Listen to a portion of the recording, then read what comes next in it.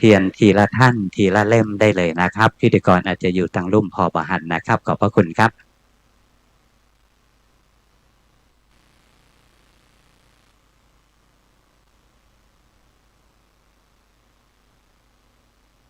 ขอบคุณทีมงานครับลมแหงลมแหงน้อยหนึ่ง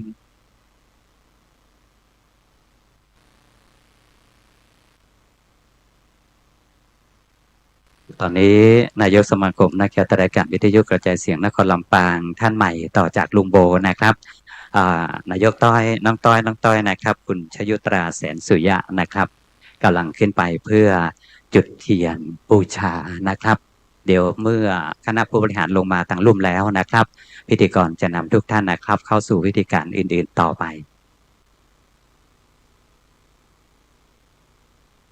สำหรับองค์เทศ2 องค์นะครับเทศ2ธรรมาสวันนี้นะครับโมเฮาอาจจะเคยหันตั้งคลิปตั้ง YouTube ตั้งอย่างต่างๆวันนี้เราจะได้ปะทั้ง2 ท่านได้นมัสการอย่างใกล้ชิดนะครับท่านพระอธิการเสวตปัญญาวชิตโรแล้วก็พระดนุพลมุนิวังโสวิทยุยังเปลี่ยนแปลงเนาะพระอาจารย์เนาะวิทยุตอนนี้เป็นยิ่งกว่าวิทยุครับอยู่ที่ไหนก็พอได้ฟังได้ทั่วโลกใบนี้นะครับอืม อ๋อตอนนี้นะครับขออนุญาตทักทายไปถึงท่านที่กำลังชมการไลฟ์สดผ่านทางเพจของสมาคมนักจัดรายการวิทยุกระจายเสียงนครลำปางตัวเองนะครับยังตันเนอร์ถ้าจะมานะครับแต่ถ้ามีภารกิจก็พอเอาก็ได้กำลังอู้ว่าวิทยุเป็นยิ่งกว่าวิทยุนี่แหละครับคือการที่เราไปตามยุคตามสมัยนะครับ คนที่อยู่เกาหลีคนที่อยู่ต่างประเทศก็ยังพอได้ฟังได้ทราบว่าจังหวัดลำปางของเรามีกิจกรรมอันอย่างมีความเคลื่อนไหวอันอย่างโดยการโดยการฟังวิทยุกระจายเสียงประเดี๋ยวนี้แหละครับนี่คือโลกที่มันเปลี่ยนแปลงไปในขณะโดยการรูปแบบการนำเสนอธรรมะก็เปลี่ยนแปลงไปตามยุคตามสมัยปรับตัวเข้าหากันนะครับวันนี้พระอาจารย์ทั้ง2 ท่านจะเทศสองทำงาน2 ธรรมะที่หมู่เฮาได้บันเทิงตัวแล้วก็สอดแทรกธรรมะที่มีคุณค่าอย่างยิ่งแห่งสักกรรมหนึ่งนะครับรอสักกรรมเนาะนะครับขั้นตอนพิธีการต่อไปนั้นเดี๋ยวสักกรรมหนึ่งเมื่อท่านผู้บริหารถึง7 ท่านนะครับจุดเทียนบูชาเสร็จแล้วลงมาตั้งรุ่มแล้วพิธีกรจะนำทุกท่านนะครับไหว้พระนะครับพอไหว้พระเสร็จแล้วเราก็จะถวายจตุปัจจัยทายธรรมแด่พระเดชพระคุณหลวงพ่อเจ้าคณะอำเภอเมืองเป็นลำดับต่อไปนะครับวิทยุอ๋อถ่ายทอดไปทางวิทยุคลื่น106.5นะครับได้ครับสถานีวิทยุเพื่อการศึกษาวิทยาลัยสงฆ์นครลำปางตัวเองครับหลวงพ่อเจ้าคณะอำเภอเมืองลำปางได้เมตตาทุกสิ่งทุกอย่างนะครับเพื่อกับสถานีวิทยุของเราขอบพระคุณนะครับ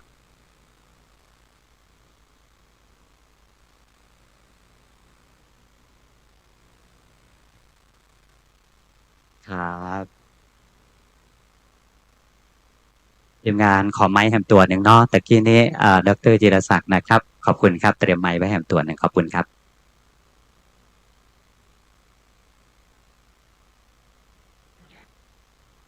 ขอเราสักครู่เดียวนะครับเพราะว่าตำบลจุดทีละท่านพื้นที่อาจจะได้ลงตัวนะครับขอบคุณครับ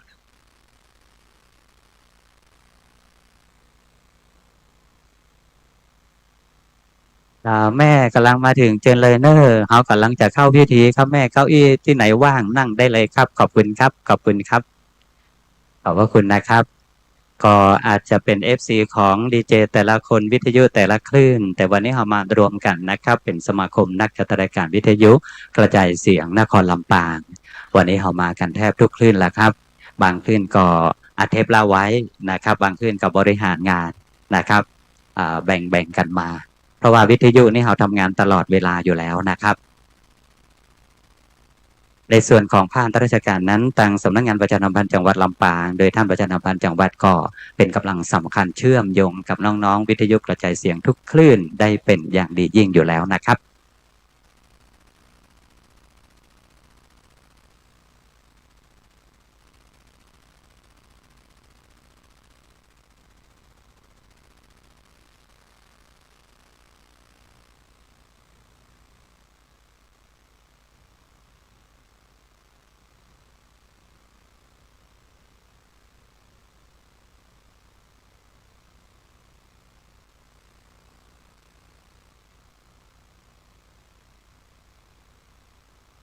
ครับตอนนี้คณะผู้บริหารแต่ละหน่วยงานกำลังทยอยลงมาแล้วนะครับ เมื่อท่านเข้าไปนั่งประจำจุดรับรองที่เดิมแล้ว พิธีกรจะขออนุญาตนำทุกท่านเข้าสู่พิธีการลำดับต่อไปนะครับขอบพระคุณผู้บริหารทั้ง7 ท่าน 7 หน่วยงานนะครับขอบคุณครับ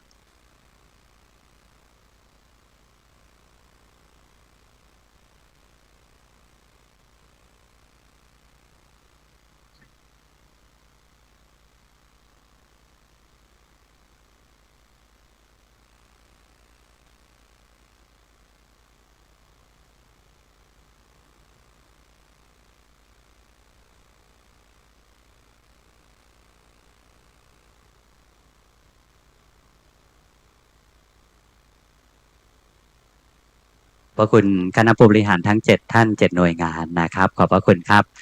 หลังจากนี้เพื่อคณะผู้บริหารนั่งประจำจุดรับรองเสร็จเรียบร้อยแล้ว พิธีกรขออนุญาตนำทุกท่านกล่าวคำบูชาพระรัตนตรัยก่อนนะครับอิมินาสการเรนะพุทธังอภิปูชยามิอิมินาสการเรนะธัมมังอภิปูชยามิอิมินาสการเรนะสังฆังอภิปูชยามิอรหังสัมมาสัมพุทโธภควาพุทธังภควันตังอภิวาเทมิสวากขาโตภควตาธัมโมธัมมังนัมสสามิสุปฏิปันโนภควโตสาวกสังโฆสังฆังนามามิลำดับต่อไปนะครับจะขออนุญาตเรียนเชิญนะครับท่านประชาสัมพันธ์จังหวัดลำปางนะครับหัวหน้าประเสริฐอินทาเข้าถวายจตุปัจจัยทายธรรมแด่พระเดชพระคุณหลวงพ่อเจ้าคณะอำเภอเมืองลำปางและต่อจากนั้นหลวงพ่อก็จะได้ปั่นศีลอนุโมทนาปั่นปอนอนุโมทนาให้หมู่เฮาต่อไปส่วนการฮับศีลนั้นเดี๋ยวสักคำหนึ่งก่อนที่จะฟังเทศนะครับเราจะฮับศีลครับขออนุญาตเรียนเชิญท่านประชาสัมพันธ์จังหวัดและก็ท่านเลขานะครับดร.แอมดูแลตัวครับขอบคุณครับ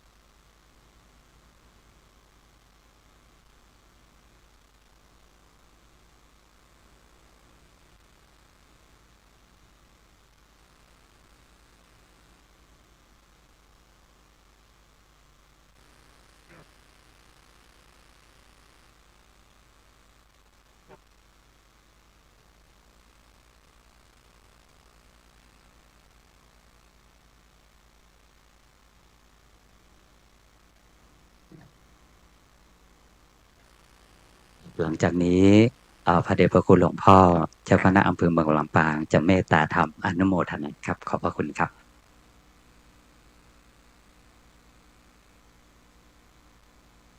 ยะถาวาริวหาปูราปริเรนติสาคารัง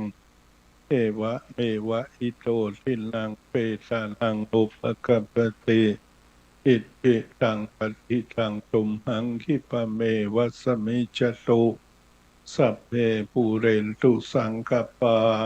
จันโลปันนรโสยะถามณิโชติระโสยะถาสัพพิติโยวิวัชชันตุสัพพะโรโควินัสสตุมาเตภวตุวันดารายโยสุขีที่ขายุโกภวะอภิวาทนาสีริสานิจังวุธาปจายโน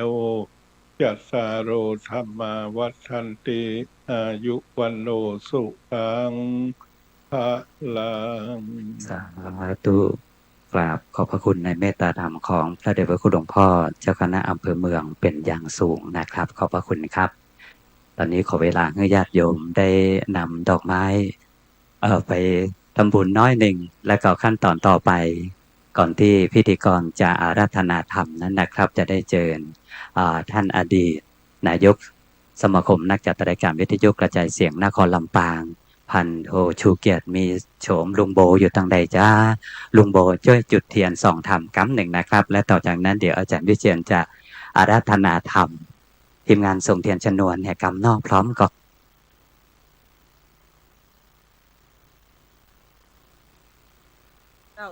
ลุงโบประเคนกันศีลตัวเนอร์และก็ลวดจุดเทียนส่องธรรมตัวครับเป็นพอใจสะดวกดีเนาะนะครับลุงโบรอกำหนึ่งลุงโบรอกล้องแห่กำหนึ่งเนาะ ครับดรจีดูคำครับขอบพระคุณเด้อนะฮะเดี๋ยวเราก็จะได้จุดเทียนสองทางแล้วก็เมื่อลุงโบปิกไปนั่งที่เดิมแล้วจะได้อาราธนาธรรมต่อไปอ๋อเสาหาไฟแช็กหมูนี่บัสูบบุหรีสักคนแหละ ขึ้นไปเอาชั้นบน นี่แหละครับอ่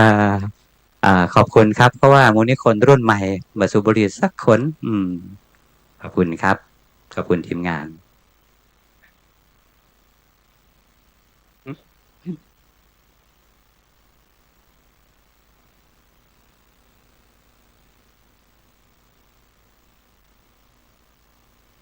ต่อไปอันจะขอ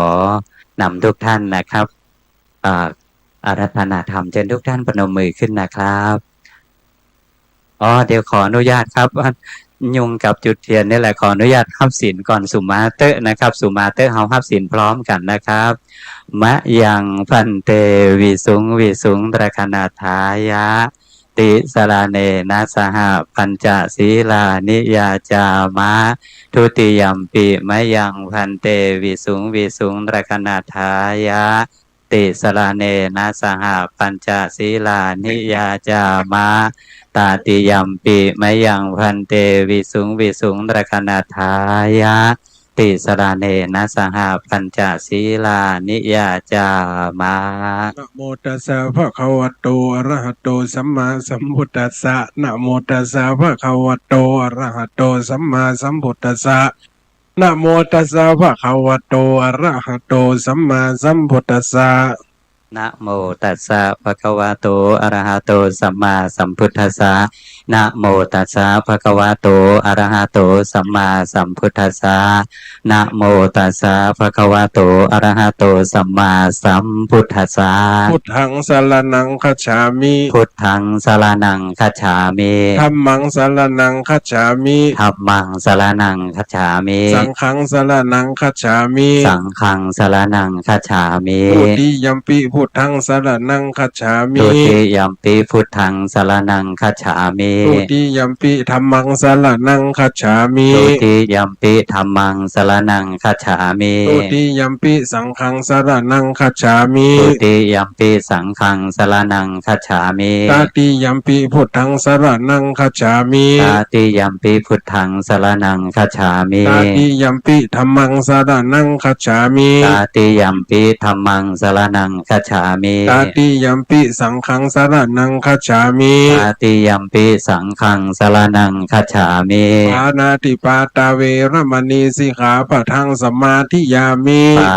นาติปาตาเวรมณีสิกขาปะทังสมาธิยามิอทินาทานาเวรมณีสิกขาปะทังสมาธิยามิอทินาทานาเวรมณีสิกขาปะทังสมาธิยามิกาเมสุมิชาจารเวรมณีสิกขาปะทังสมาธิยามิกาเมสุมิชาจาราเวรมณีสิกขาปะทังสมาธิยามิมุสาวาทาเวรมณีสิกขาปะทังสมาธิยามิมุสาวาทาเวรมณีสิกขาปะทังสมาธิยามิสุราเมรยามัชฌะปมาทฐานาเวรมณีสิกขาปะทังสมาธิยามิสุราเมรยมัชฌปมาทฐานาเวรมณีสิกขาปะทังสมาธิยามิอิมานิปัญจสิกขาปะทานิสีเรนะสุขติยันติ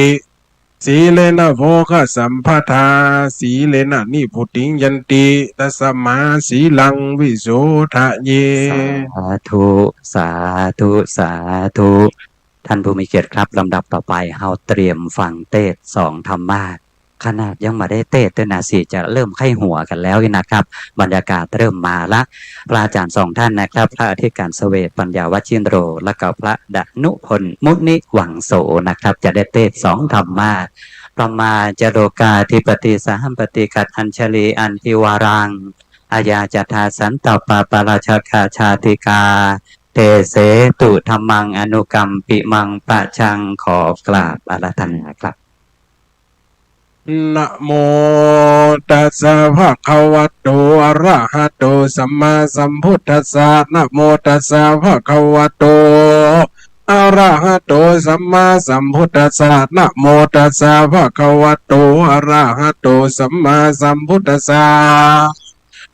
สารหังขีรังอัตวติงปมุนเจติติปรินิพพานโตปัฏฐัญญะสุพรหมสดุศาสนาอยู่การจำเดิมเริ่มแต่วันปรินิพพานแห่งองค์อรหันตะพระสัมมาสัมพุทธเจ้าแห่งเรานั่นบัดเดี๋ยวนี้ล่วงเลยมาแล้ว2,568 พรรษาปัจจุบันน่ะสมัยมีนาคมมาศปัจจุบันวันตรงกับวันนี้วันที่17วันจันทร์พอดีขอนอบน้อมแด่สาธุปิมปาเจ้าหลวงพ่อองค์ดำอันปกเขตแคว้นในล้านนาภาคเหนือตั้งสถิตอยู่ณกลางเวียงลำปางขอถวายเคารพพระเดชพระคุณหลวงพ่อพระครูอนุสาสวรธรรมเจ้าคณะอำเภอเมืองเจ้าอาวาสวัดบุญยวาสวิหารพระอารามหลวงด้วยความเคารพและขอโอกาสกับหลวงพ่อด้วยขอถวายความเคารพครูบาอาจารย์สังฆเจ้าที่ได้มาร่วมในมณฑลพิธีในวันนี้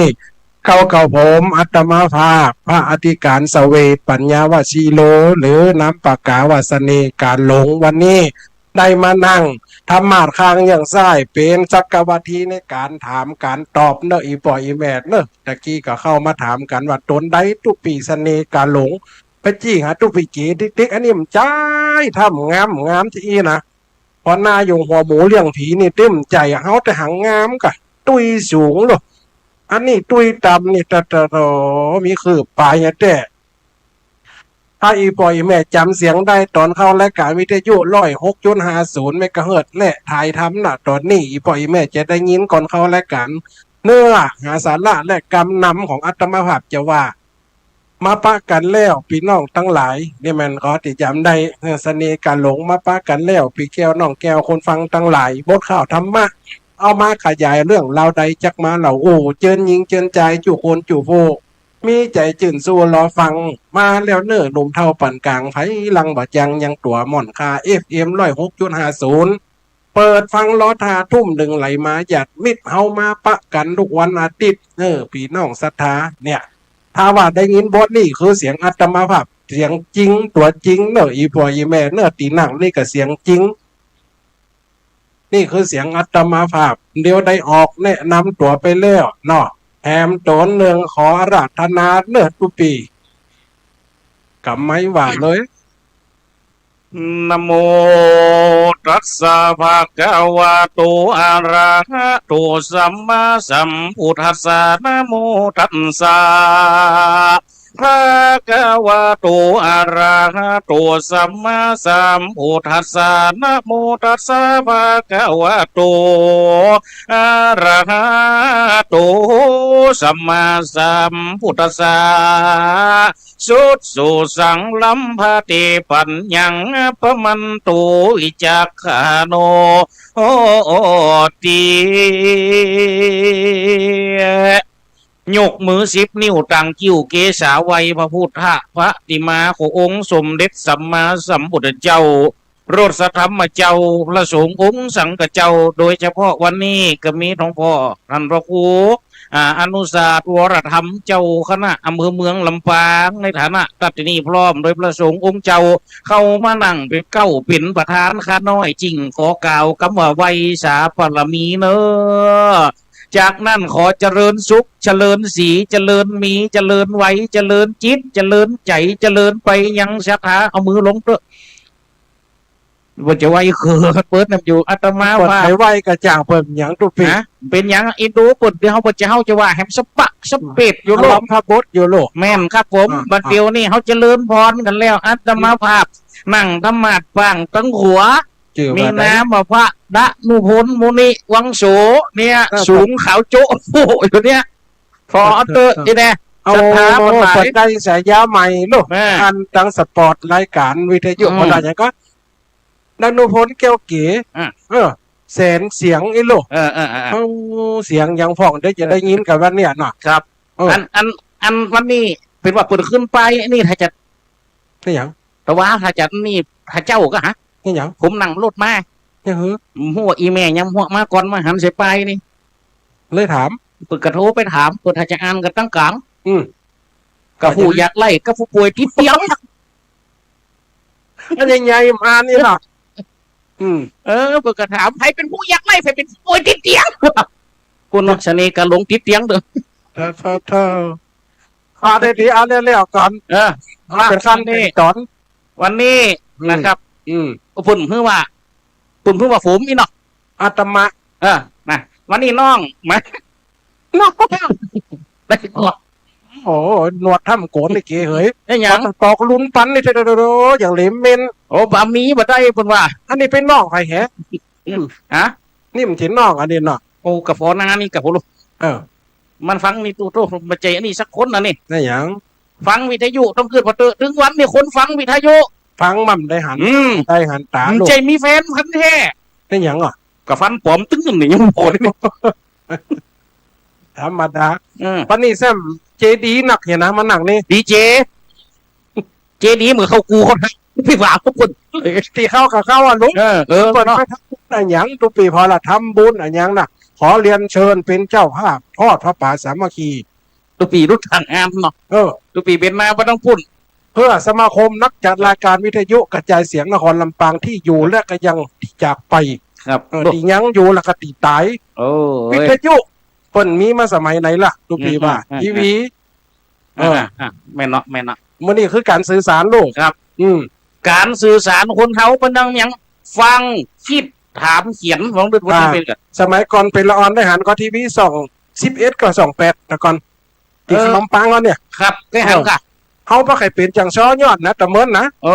แต่ก่อนมันมีรายการมันติดโลกก็เอาซ้อมาออกนั่นแล้วเป็นความใฝ่ฝันตั้งแต่เป็นละออน โอ้ถึงวันที่ตุปีอันนี้สะพุดถ้าว่าตุปีถึงวันที่แสดงว่าตุปีเป็นจังซ้อเนาะ ก็มีวงกะ โอ้ดู สอนกะ โอ้ลู เป็นนักประพันธ์โลกผมอย่าเสียงสูงขึ้น ก็จะว่าเขาฟังกันนี่แน่ อันนี่ตุปีมีผลงานยังฟังอ่ะ ก็มาถามชาวนาคนหลายเปิดถ้าใครหูประวัติอาตมาภาพยังหูประวัติผม ใจ เลย เปิด ยัง ก็ยังจะต้องหู้ประวัติคนเตดเป็นธรรมดาตึกเดี๋ยวคนตายไปยังอ่านประวัติหาแล้วก็ อันนี้ผมตายกำเตือทุกปี ตายกับอยู่ยังนี้ก็มาอยู่ชกหน้าคนหลายก็อ่านได้ยังไง ประวัติพระสเวทปัญญาวชิโล ใครเอ๊ะเอากันมาให้ดันนี่นะผมเนี่ยแต่ก่อนตัวปีย้อนการสื่อสารเนี่ยตัวปี ครับ ถ้าพังวิทยุสมัยก่อนเนี่ยผมฟัง AM คลื่นของเชียงใหม่โลก ครับ ไม่อุ้ยผมนี่ฟังซอ ครับ เปิ่นตาบอดนะครับเปิ่นตาบอดแล้วก็ฟังเปิ่นห้องปนนานโฮ แล้วปนนานวางจัดรายการ ครับ แล้วก็มีอาจารย์สนานธรรมธิ ครับ อันนี้ขอยืมจื่อเปิ่นมาว่าเขาฟังแต่ ครั เขา บ ก็ฟังรายการเลยใครเปลี่ยนจังซอแล้วก็มาหันช่อง11เนี่ยของลำปางเขาเนี่ยเปิ่นเอาจังซอจังไห้เมืองแปะมาออกรายการแล้วเขาก็ศึกษาตั้งแต่หันมาก่อนเลยหูศึกษาคนเดียวแล้วก็เริ่มแต่งบทประพันธ์ถ้าว่ารวมๆแล้วเดียวนี่ก็ถ้าเป็นข้าวนะครับเป็นข้าวในประมาณ300กว่าเรื่อง ครับ ก้าเรื่องนะติดเป็นบทตอนในเป็น4-5ตอน6ตอนอย่างเดียวกันลังติดตามกันเนี่ยเรียกครับลูกฮักได้กินหนังลูกยังได้กินดุให้กันลูกแต่ว่าบึกบัดโทษไปยายแก้วกะให้ยายหน่อยกะให้อย่างอ่ะเห็นอย่างเก๋หนังยินดีมาให้ดิบให้แดงกูก็ให้สูพังคากะก็มึงให้อย่างกูได้กินดุกูไม่จีนมันมีสาระธรรมะดูเปะเขาก็เลยแต่งบทประพันธ์ซ้อกันหลายเรื่องที่ต้องการถึงวันเนี่ยถ้ามีงบประมาณนะตัวเปะผมใครอัดบันทึกเสียงไว้ไม่ใช่ผมอัดนะคือจังซ้ออัดเนี่ยประวัติหลวงปู่เกษมผมได้ประพันธ์ไว้แล้วประมาณกว่า60จิมดูประวัติกว่านั้นที่จ้างประมาณ80จิมตั้งแต่วงตระกูลลำปางผมได้แต่งไว้นะครับเจ้าแม่ชูชาดาผมก็แต่งไว้อันนี้คือประวัติศาสตร์นะภาพหลายๆเรื่องผมก็ได้ประพันธ์ไว้อยู่ก็เลยเป็นตีมาครับผมถามทุกปีถามผมครับแล้วผมถามทุกปีครับแล้วความใฝ่ฝันแล้วความโหดแล้วติมาเป็นนักกูนักจ๋าแล้วลูกที่ไหนมาผมก็หยุดไว้ไม่หลวงอย่างตุปีเนี่ย ตุ้ยเหรอตุปีฟังตุปีหุมซ้อผมวิทยุย้อนไม่หลวงแหละไม่หลวงฟังซ้อฟังวิทยุข่าวครับไม่หลวงเขาเลี้ยงหมูผมได้ยินอย่างสักอย่างอ่ะก็ได้เปิดวิทยุไก่หมูฟังแบบนี้สักลูกมั่มเจ้าก็ได้ยินนะแต่วันลุงเล้งที่กับมาอวดเปิดป๊อกเก๋เหยแต่วันลุงเล้งสักหน่อยแกได้ยินละก็เลยไงมาเคยเป็นหมูนี่หมูพันธุ์ยังหมดนะ คุณรู้บทตะบอกกันนั่น ครับ เข้าเนื้อหาสาระธรรมะ ครับ เวลาต่อฮื้อวันนี้เพิ่นฮื้อ เวลาตัวหือปุ่นหือเขากำปุ่นจะเลี้ยว11 โมงตีนะ ปกติเขาไปงานใดเขาต้องเตะตามเหตุการณ์งาน ครั นั้ บ นแต่วันนี้งานอะไรอย่างก็ตุปีว่า วันนี้นี่ที่เป็นจืดที่ท่านนะ นี่ ที่ตะกี้น่ะนะครับ ปุ่นเขียนป้ายอันนี้ปุ่นโฆษณาด้วยป้าย นี่การเขียนป้ายนี่กำเจว่าอันมาอีนะแล้วก็ถ้าคนไทยอ่านกับเป็นไทย ถ้าคนเมียงอ่านกับเป็นเมียง อย่าง นั่น เช่น ก็ตัว ว่า พี่ยังกับปุ่นโฆษณาร้านขายของมานี่นี่ ว่าจะได้ส ยัง มม กับ ติร้านขายยา ยังกับร้านขายยาก็ยังกับทุกปีจะขายต้มเภสัชอีกก็ได้นี่ ตัด แม่นก็ ยาเมือง อย่าง กับยา ถ้า ไทย เป็นเม พ่อน่ะ ก้าเนาะสมมติอย่างเป็นปอก้าก๋วยเตี๋ยวไอ้เนาะ เออ ร้านท่านต้อมเจ้าเก่านี่ก็ได้เขาขายมาหลายปีมันมีมดถึงเจ้าเก่าเจ้าใหม่อย่างกับตัวนั่นถ้าคนไทยอ่านก็ไปแฮมอย่างหนึ่งว่านั่นผมก็ไปปะ พระจะได้มีร้านก้าร้านหนึ่งเปิดเขียนว่าร้านเจตุเจ้าเก่า เจ็ดอย่างก็ เจตุ เจ็ดตู้ เอออะไรจะได้ ถ้าคนไทยอ่านกับเจตุเจ้าเก่าธรรมดา มันเจ็ดตู้ ถ้าคนเมียงไปอ่าน ร้านเจตุเจ้าเก่าว่ากับไปยังงูไม่เหี้ย อันนี้การสื่อสาร แม่น ร้านเจ็ดตู้เจ้า ร้านเจตุเจ้าเก่าถ้าคนเมียงไปอ่านมันก็จะออกเป็นสำเนียงนี่ นี่คือการสื่อสาร ครับ ให้ การ ไป สื่อสารในปลายเนี่ยวันนี้เปิดกับมีปลายในการสื่อสารเปิดว่าเริ่ม9 โมงนี่ เขาก็เอาตามเวลาว่านเนาะ เดียวกับแม่เป็นปลายบน เนี่ยนี่คือการสื่อสารและวันนี้ในโครงการจัดผ้าป่าตัวปี ครับ อันก็ที่ตุปีวาตะกี้ผู้อยากไล่ ผู้ติดเตียง ครับ นี่มันนี่มันต้องเปิงกันลูก แน่น การสื่อสารมวลชนน่ะตัวปีคนเขาเป็นนักจัดรายการอย่างหนัง ครับ นี่อย่างลุงโบกัมครับผม ป้าบัวตองกะ ครับ นี่ดีเจดิวกะดีเจ ครับ ชมกะหุ่นกินข้าวล้ำอันอย่างเขาก็ฟังรายการอยู่ลูก ครับ เขาจะว่าฟังนักนะตะกี้นั้นนักจัดรายการแต่ละอำเภอ ครับผม แต่ละเขตเปิดกับมารวมกันและนักจัดรายการกับมาฟังกัน ครับ เนี่ยตัวเปการฟังตีดีและการเข้าใจตีดี คือสิ่งอันอย่างและเข้าใจในสิ่งนั่น ก็ยังครับเดี๋ยวผมขึ้นนี่เขปประบทภาษาบาลีนะกะ ครับ สุดสู่สังละพระติปัญญัง ๆครับ แปลความมาว่าการฟังโดยดีย่อมจักจะได้ปัญญา แน่น นี่คือ ครับ เกี่ยวกับการฟังนะตุปีครับ หลักตรงวันนี้เข้าใจอย่างฟัง ถึงวันนี้เขาใจอย่างฟังใจหูฟัง อืม ตาแยง อืม ปากอูกับกิน ดู เนี่ยคือหน้าที่ของมัน ครับ กับของร่างกายของคนเฮาวันนี้สุตตะมยะปัญญาจะเกิดจากการฟังจะมีก็ ถ้าได้ จะได้ หันเป็นห้องเป็นอาหารตา ครับผม สุกตั้งอย่าง สุกตั้งตากะได้หันนี่ ถ้าได้กิน ได้กินสุกตั้งลิ้นตั้งรส กระถ้าได้ดมกลิ่นหอม ปัดโตอันนี้จืนอกจืนใจ แต่หวานเดียวทำมาเน้นในการฟัง ครับ เพราะวิทยุนี่มีตัวตนก็ บะหมี แต่บางท่านบางคนเป็นการไล่สดด้วย ครับอย่างกับผมนี่ก็จะไล่สดตัวคนที่พอตั้งไล่สดเบิกก็จะตักเข้ามาแต่คืนนี่พอแม่เพ้นสีชุดฮะตักมันละโลด ว่าจะได้ ฟ้าสากตัวเอาตหลังงานดิเนาะดิแต่ฟ้าตุ่มพระเจ้าอยากเอามาติดลายใหม่หรอเอามาตักตั้งหลังทันนี่แสดงว่าปุ่นหันเฮานี่ แสดงว่าวันนี้เขาต้องเน้นในการฟัง ครับ ครับฟังมีกี่อย่างฟังสิ่งที่อย่างดี ครับ เพราะน่ะ ผม ฟังหูไว้หู ครับ กำเข้าหูแล้วก็ถูออกปาก ครับ มันหักจะเป็นกรรมติพิษ อืม เพราะว่าเขาอย่างเป็นนักจัดรายการบอกว่าตุเจ้าบอกว่าคนบ้านดีเจแต่ละดีเจเปิดต้องมีข้อมูลโลก ครับ ศึกษาหาความรู้ ครับผม ในการในการเพื่อสื่อสารให้คนอื่นเข้าใจ บางคนกับฟังรายการอยู่ อืม บางคนกับฟังรายการ บางคนกับดูทีวี ครับ ค่ะรายการทีวีบางคนตัวเป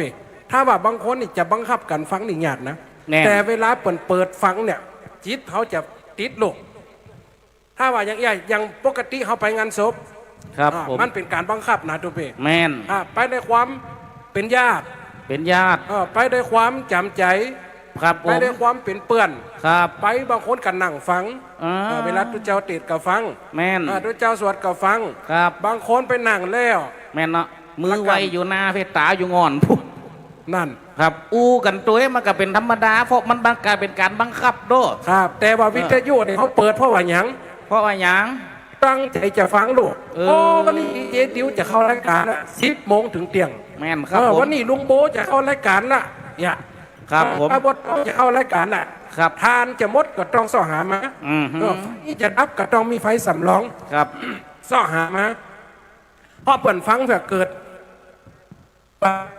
ครับ เกิด ครับ เพื่อฟังแต่คงเข้าใจวันนี้ผมได้อู้เรื่องในการฟังตัวปีตะกี้ผมคืนว่าตันหังคีลังอัทวัตตังปามุนจะเลนะการเปล่งวาจาอันไพเราะนะนี่เปลี่ยนไหม2 รอบแล้วนะ อ๋อ การเปล่งวาจาอันไพเราะสนอหูตัวปีอย่างนักจัดรายการสมมติว่าตัวปีเป็นนักจัดรายการผู้หญิงครับ รายการเพลงพื้นบ้านก็ได้ครับ ตัวปีจัดรายการโอ้มันต้องจ้างอูด้วยยิ่งบัดใจสวัสดีเจ้าวันนี้นะเจ้ามาฟังรายการกับเจ้านะเจ้า ก็ตัวได้ตึ้งอย่างเนี้ยกันเนาะแล้วเสียงหวานหวานเนาะคนฟังนี่มันจะหันตัวลูก แม่นะ ชื่นใจกับ ใครจะติดต่อใครจะโทรเข้ามากระโทรมาเลยนะเจ้า พอดียายแก้วโทรไปพอดี วันนี้เจ้าไม่ย้ายเกี้ยวกดเบอร์มาแล้วกับเจ้า โอ้กันยังมาจำชื่อแม่ได้จ้องเมมไปแล้วเจ้า โอ้วันนี้แม่จะขอเพลง เพลงอย่างเจ้า เอาหัว ขอได้นะเจ้า เอาหัวไปเผา ว้ายังไม่เผาเพียกับเจ้า 80 ผ่าน ฝากตุ้มดี เป็นเรื่องปกติมันเป็นเรื่องทั้งจิตใจด้วย นี่ลักษณะของบุคคลพูดถึงพร้อมด้วยเสียงแม่นก็บางคนต้องขึ้นมาเตอะจะงามกระจังเป็นงามปันฟ้ากันยังถ้าเสียงม่วนกระตำแต่อุ้มม่วนนี่เสียเลย อุ้มม่วน สวัสดีเจ้าวันนี้ใครจะโทรมาพังเจ้าจะออกรายการแล้วเลยเจ้าใครจะโทรกระโทรเลยนะเจ้าถ้าเป็นตู้ปีใครโทรก่อน จะขอเพลงเจ้าเพลงเมียก็เข้าใจว่ามาเจ้าอยู่รอเปิดที่เมียเจ้าอันเพลงก็เข้าใจว่าก็จะมาอันเพลงเยอะตีนเต็กขึ้นนะเจ้าอยู่รอเนี่ยเจ้ากำลังขึ้นจะขอพอดีดีเจปากม่วนเจ้าขออันฮะเจ้าขอละอันขอกันเป็นยังจำเปลี่ยนกันได้เปิดเจ้าวางสายเลยเจ้าถ้าเป็นอย่างนี้ทุกปีใครโทรก็กระเทือมไม่ใครฟังว่าไปว่าเราจะฟังรายการนั่นก็รายการเนี่ยโอ้กันอีน้องนั่นจัดรายการเนี่ยคนใดอีน้องเก๋นี่ยังปากม้วนข้าไปขอเพลงรึมได้สักเดียวโอ้แล้วมันงามนะงามอีโอ้เป็นงามอย่าตาตกวงอยู่ขี้หมาว่อเนี่ยข้าหันทะเลมันจะไปว่าไปเลยตาคนไปเตะอยู่ขี้หมาอันนี้คือการปิยะวาจาในการอู้กันไพเราะเนาะจับชักซิดฮะไงจองปุ๊บบดนั่นเนี่ยผมเลยว่าเนี่ยเพิ่นว่าการฟังพระพุทธเจ้าว่ามีด้วยกัน5 ประการนะจริงๆนะวันนี้ผมจะเอามานักขนาดนักครับ1ฟังได้ฟังสิ่งที่ไม่เคยฟังนี่เกิดประโยชน์ก่อประโยชน์ก่อ2สิ่งที่ได้ฟังย่อมฟังชัดเจนขึ้น3บรรเทาความสงสัยได้4มีความเห็นที่ถูกต้อง5ผู้มีจิตฟังย่อมได้รับความผ่องใสมีความสบายใจอันนี้คือพโยชนะแห่งการฟังครับผมแม่นนี่คือการฟังแต่ฟังในทางพุทธศาสนาอย่างตุลุงท้องเป็นเตดครับตุลุงท้องยกออกมาว่าการฟังเนี่ยตัวเปดฟังมีด้วยกัน4 อย่างเหมือนกันครับผม1ฟังเก็บ2ฟังกลับ3ฟังกบ4ฟังเกิดเนี่ยอีปอยแม่ที่มานั่งฟังเนี่ยใครจะได้ตัวไหนไปวันนี้ครับอย่างที่ว่าตะกี้ฟังแล้วเข้าใจในสิ่งที่เขาเคยฟังแม่นแต่จะพระอาจารย์เปิ้นเคยมาอูมาจ่าแต่ว่าเขากระเตือมผัญญาไปติ๊กครับเกิดความคิดเกิดความโหดติดตามโลก1ฟังเก็บฟังจะได้ฟังเก็บฟังเก็บนี่คือฟังจะได้ฟังเก็บนี่คือการฟังไปเก็บไปตุเจ้าว่ายังออกมาโอ้เรื่องศีลเรื่องธรรมอย่างนั้นบัดนี้อาตมาภาพจะได้แสดงธรรมเรื่องขององค์ศีลมีอยู่5 ข้อปานาอธินากาเมมุสาสุลาฟังแล้วก็เก็บไว้ในใส่ใจเนื้อสถาเอาไว้สอนตนเนื้อสิ่งหมดนี่ถ้าว่าฟังเก็บแล้วคนหนึ่งฟังได้สาระคนหนึ่งเก็บมาใส่ใจโอ้พอถ่าหลุดตัวไปฟังทุกเจ้าเตดปนว่าฆ่าสัตว์นี่มันดีนะฆ่าสัตว์ดีฆ่าสัตว์นี่มันดีเป็นบาปเนื้อตัวเนื้อกับป๋าที่มึงก็ไปส่งดูเจ้าแล้วเจ้ากับกูหรือเป็นคนฆ่าสู้เป็นคนฆ่าล่ะทุกเจ้าเป็นคนกินคนฉันกำเป็นยังกล้าเนาะโอ้กับมันดียังได้กินนี่ ฟัง นี่เกิดจากอย่างปัญหาเกิดจากคนนี่มันฟังหรอก ครับ เนี่ยแต่ถ้าว่าคนฟังนี่เพิ่นจะเข้าใจ ฟังเก็บโลด แม่นเพราะเพิ่นจ้างไปเพิ่นจ้างเก็บ เปิ้นว่าเวละมันนี่เปิ้นว่างดเว้นมาเจอคะอย่า แม่น นี่การงดเว้นนี่ฟังเก็บเอาสารละยังเปิ้นโอยังนักจัดรายการทุกคนเปิ้นจะมีข่าวนะทุกปี ครับ ครับเวลาจัดรายการโดยมีเพลงเปิดเปิ้นกับข่าวสารบ้านเมืองเปิ้นกับสอดแทรกเข้าไป ครับ เพื่อให้คนเข้าใจ เพื่อให้คนหูเพื่อให้ความกระจ่างแจ้ง ครับ อย่างปัจจุบันหันก็ฟังวิทยุแล้วเปิ้นก็เตือนภัยโลด อือฮึ เก้งคอเซ็นเตอร์กะ ครับ สิ่งที่การหลอกลวงกะ ครับ เปิ้นก็แอบแฝงด้วยคติเตือนใจโลด อันเรียกว่าถ้าคอเซ็นเตอร์นี่ทุกปีเคยเจอผมก็ คอเซ็นเตอร์ล่าสุดเนี่ยแล้วนี่ มันจะได้ เมื่อกี้ผมไปเปิดบัตรเครดิตน่ะ ที่ไหน ปนเมืองเป้ผมไปสกรรมอ่ะ อย่ามาไปไก่ นั่นน่ะ นี่ เขาฟังแล้วเขาจะเกิดปัญญาดูไปฟังแล้วฟังเก็บโลด ครับ ฟังแล้วเก็บมาใส่ใจ เก็บมาใส่จิต เก็บมาพิจารณาว่าสิ่งพวกนี้เขาเก็บมาแล้ว เป็นประโยชน์แก่เขาก่อเนี่ยถ้าฟังแล้วมันเก็บฟังผ่านไปมันได้สาระอย่างซักอย่าง ครับ อันนี้คือฟังเก็บแล้วฟังกลับ ฟังกลับ อืม ฟังกลับ อืม ฟังกลับนี่ฟังจะได้เอ ฟังกลับ ครับ ฟังกลับในที่นี้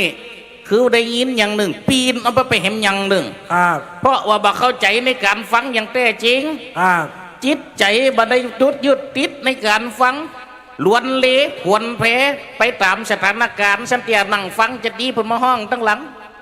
นั่นหยัง มึงมารถไถ มารถไฟ เออ โอ้เหมาหลอบเวียงมา โอ้ไม่มัดด้วยกัน ก็ได้อู้กันทีก็มันเนาะ เออได้พวกอีกมัดด้วยกันทั้งดีอ่ะ นั่นหยัง เปิดกระมันหลบเบียงต่างมาเอา เมาคนละกัน ออกดีกัน ฟังกลับนาทีนี้ตัวเปฟังละกำจบ อ่า ฟังกลับเปิดอย่างทุเจ้าวันว่าตะกี้น่ะ ครับ การลักทรัพย์ก็ดีอย่างการฆ่าสัตว์ก็ดี นั่น การผิดศีลในกรรมก็ดี นั่น อย่างเปิ้นว่าก็ดีตัวเรือหลวดรับไปเหียหลง แม่นเนาะ หลวดรับก็งกก็งก ตื่นขึ้นมาปุ๊บปิกไปบาน นี่สุดท้ายก็จำคำว่าก็ดีนะเอาไว้ จำว่าก็ดีนั่น อืม แล้วตัวไปฟังทำได้อย่างพ่องวันนี้ ต้องขวดดีหมดกูไปฟังมาแล้ว เอาอย่างพ่องดี พระเจ้าว่าฆ่าสัตว์ก็ดี นั่น ลักทรัพย์ก็ดี เออ พืชพิษในกามก็ดี เออ นี่ กินเหล้าก็ดี มูสก็ดี กินเหล้าก็ดีกูจดมันได้ออกวัดพวกเดียวกูซื้อมันนี่ได้ทำซ้ำอ่ะ มาใจก พระ ล้า เจ้ายืนยันแล้วมาใจจะได้กูไปคนไปฟังมาสุ่มฟังจะเป็นมาว่านะนี่ ทุเจ้าที่ไหนว่า พระเจ้าวัดเขาเนี่ย ลูก วัดบันคิวดอนใช้ไว้ไกลๆวัดเตมูนี่ได้เปิดในเวียง เน็ตยักษ์หล่นห่วงเลยก็ดีเราปนบามจบเนี่ยเป็นสิ่งที่ควรงดเว้นอย่างปนบามจบเนี่ยคนเฮาฟังกลับฟังในความเป็นใจ แม้แต่คนเฮาไปหาหมอด้วยตัวเองนะฟังความเข้าใจหมอกับคนไข้สื่อสารกันหูเรื่องก็เป็นเรื่องนะ ฮะ คนไข้กับหมอสื่อสารกันหูเรื่องก็เป็นกำติมาเข้าใจกันละ ครับ วันนี้อุ้ยมาอย่างหยัง มาหาหมอ โอ้มาด้วยไผยาย แม่เจ็บหัวออกตา มาด้วยไผก็ ฮะ เจ็บหัวออกตา เออ แล้วเป็นหลายก็ เปิดเป็นกับแม่คนเดียวเนี่ยอีดีมาสูงมันก็เป็นเขา ว่าเจ็บนะเจ็บหลายก็ เออถ้าจะเป็นเฮงคุณเลย วัดลวกเลยหมอมันโอ้อันเป็นอย่างนะยายเนาะ เออ เจ็บออกตา ออกตาสดนะ เดี๋ยวเจ้าจะเขียนไปเฮอเนาะอันนี้ไปหาหมอจักษุเนาะ เออ แต่เดี๋ยวเจ้าขอวัดความดันก่อนเนอะ ฮะ แล้วความดันสูงตาลายก็ย้ายตาลายก็ เออมันร้ายเป็นแกนบนแคทเนี่ย ปัจจัยหันอย่างแจ้งที่ก่อมัวคุณตุนก่อนหรือว่าอันเป็น หมอควัน เป็นคล้ายๆมืดเป็นกำอย่าง เออ เป็นก็จะฮะหมอเป็นก็ กระเจ้าถามย้ายแต่ย้ายมาถามเจ้า มันจะสื่อสาร สื่อสารกันหมดแล้วแขนมานี่ แขนเป็นยังแขนแม่กับหมอ กับแขนแม่เนี่ยกับว่าแขนหมออย่างหมอเป็นวัดอย่างความดัน เอาแขนลูกแม่เต้นเนี่ยก็ โอ้หมอเลี้ยง แม่ ได้อย่า จำ ปล่อ กั ย บแม่กระเป๋ากล้องช็อกไปหาหมอ ได้อย่าปล่อยตายครับรถเขียนแล้วเนาะมานี่ยาย เออ เอาแขนมาวางนี่เลยยายเนอะ คือแม่ซึกรถเขียนนี่ไปเลย เดี๋ยวเจ้าจะกดนี่เดี๋ยวยายกดทันเนอะเดี๋ยวถ้ากด กดนะ ถ้ากดปุ่มหันเนี่ย เออ เดี๋ยวมัดตาความดันมันจะออกมา คืน ให้ยาย สักยังเนาะหมอ มัน แม่ก็กดแล้ว เอาแขนเขาสุกเหรอคะ มันชุกก็เนี่ยก็หมอชักแม่กดแม่ก็ห้าออกอะ โอ้วัดความดันก่อนอ้าวเป็นเลี้ยงย้ายเนี่ย เจ้า เดี๋ยวเจ้าจะวัดเธอหน่ะเอามานี่เอาแบบโบราณหน่อยเดี๋ยวเจ้าอย่าเข้าหัดอย่าหมออันนี้เข้าหัดแขนหน่อยแฝงผมไม่ได้หน่อยบีบกดอันหน่อย ย่างอีวอกอย่ามาหัดแขนกูด โอ้ไปเทียดย้ายเดี๋ยวความดันจะขึ้นห้ามอุ่นนะความดันจะขึ้น เปิดหูกัน โอ้ย้ายในความดันเกินเนี่ยมันได้180กันลูก โอ้นักกว่าแม่ไป100เองก็ลูก ยังหนักกว่าแม่ แม่อายุ80จัดแน่เหรอ สื่อสารกันหัวเลี้ยงเอาลูกสาวย้ายมาย้ายเอาอุ้มหัวเลี้ยงละไปห้องลูกสาวมาทำไมก็ มันหนีไปพูดอ่ะ หนีไปไหน มันหนีปิกไปพูดก่อนอะ โอ้ไปห้องมาไปตัวห้องมา แม่ไปห้องได้ย้อนแม่ไปจะเนี่ยมันเลยหนี ห้องลูกสาวมาโอ้กับหัวเลี้ยงนี่เพราะเจี๊ยเนี่ยจะอุ้มหัวเลี้ยง แม่น่ะ อ๋ออันนี้เป็นลูกสาวของยายเหรอ แม่ละเจ้าจะเป็นลูกเปิ้นในเจ้าจะได้เจ้าแม่เจ้าไปอย่างหื้อหมอกับเจ้าอู้มาตามสื่อละเจ้าจะบอกคือเปิ้นเจ้ามันยังจะแม่หมอบ่ใจหยังหยัง จำปันตาหมอปันตาหมออู้ฟังหมอกระลิ้นว่าจะปันกันนี่มดอำเดียนอย่ามาอู้แบบโอ้ตึงหัวเลี้ยงตึงแม่ตึงลูกเงาอย่างง้ออย่างควายอย่ามาหาหมออย่างหยัง อันหมอกะว่ามาแน่กับแน่ บัดเดียวนี่สื่อสารกับยายหมูเลี้ยงเลยเอาลูกสาวมาโอ้กับสื่อสารกันหมูเลี้ยงเนี่ย ไปจะไปหู้หยังจะอีได้ให้ตัวเจ้าบันกิวยังแน่กว่าหมอกัน เพราะอย่างตัวเจ้าวันกิว จะไปถามไม่เจ้ามันจะเป็นหยังเสียงเพื่อว่าถูกผี วัดว่าอู้หมูเลี้ยงทำไมจะเป็นเถียงกันนี่นะอู้กำหัวเลี้ยง นั่น สื่อสารกำหัวเลี้ยงเอาบัดเคทอดเกิบขึ้นจัง เอาไปเสิร์ฟจังกะเกิบ2 ขีดโจ๊ก บัดเขยอย่างกำหัวแล้วบัดเขยบัดคมดันกระเดือดร้อนบัดเขยเอายาไปกินก็เกินอัตราถึงแม่ถึงลูกด้วยกันหมด แน่น บางคนเอาฟังกันโนโตปิ ครับ ฟังใดสาระฟังใดสาระ โอ้เห็มน้อยตกละ โอ้ตกพูดแล้ว นี่คือการฟัง ครับ พอเท่าฟังกับฟังหัวเลี้ยงอู้กันบันลงโซนกัน ครับ แม่แต่ผัวกับเมียตัวปิ ครับ ห้อมทว่าดนักจัดรายการเนี่ยเป็นการอู้สื่อสารโลกเพื่อให้คนอื่นเข้าใจและหันตัวผัวกับเมียอุ้มเข้าใจกัน มันมีกับตัวปิ มีเปเลยยัง ผัวกับเมียนี่นะ มาเตียกหัวเขาบานมาเมียงนึงล้อเต้ากลางห้าวะล่ะ ดู ว่าจะได้แมว นั่น มาแปลงหน้าแปลงตาอย่างหัวคันใดนี่ มันจินนาจิตาอย่างกูเป็นลูกนะ ไว้ได้อย่างก็รู้อยู่ที่กูทุกวันนี่กูเป็นคนเลี้ยงมดมึงจะมาจ่ายเหลียกับกูอะไรหรอ เลี้ยงไหน กูเป็นคนหาตังค์หรอ ไหนตังสู มีนี่แล้วในกระเป๋านี่ เอามา ไปไปย่างเอาเขียน จะกินหยัง วันนี้จะกินมึงเนี่ยกับเดียก กูก็ล้อสูบอกนะกา ก็เอาตังค์ไปซื้อนี่ ถ้าซื้อมหยังว่ามา เอาไปซื้อจีนมากิโล ซื้อจีนกิโลจะลาบก็จะแกง จะหลับอย่างเดียวฮันนี่มันไม่แข็ง ลาบอย่างเดียวมันมีแกง เสียไปซื้อปุ๊บมันได้เลือดมาเนาะมันได้ลาบเมียมันแกงเหี้ย แม่นอ่ะ หัวมันพอใจล่ะ แม่นแล้ว สื่อสารกันหูเลี้ยง อีนี่หูลึงอ่ะ มันมาด่ากูนี่นั่นจะหยัง กูเสียงมึงเอาไปหลับเดี๋ยวจะได้มาเป็นน้ำมอน้ำเป็นกึ่งพอ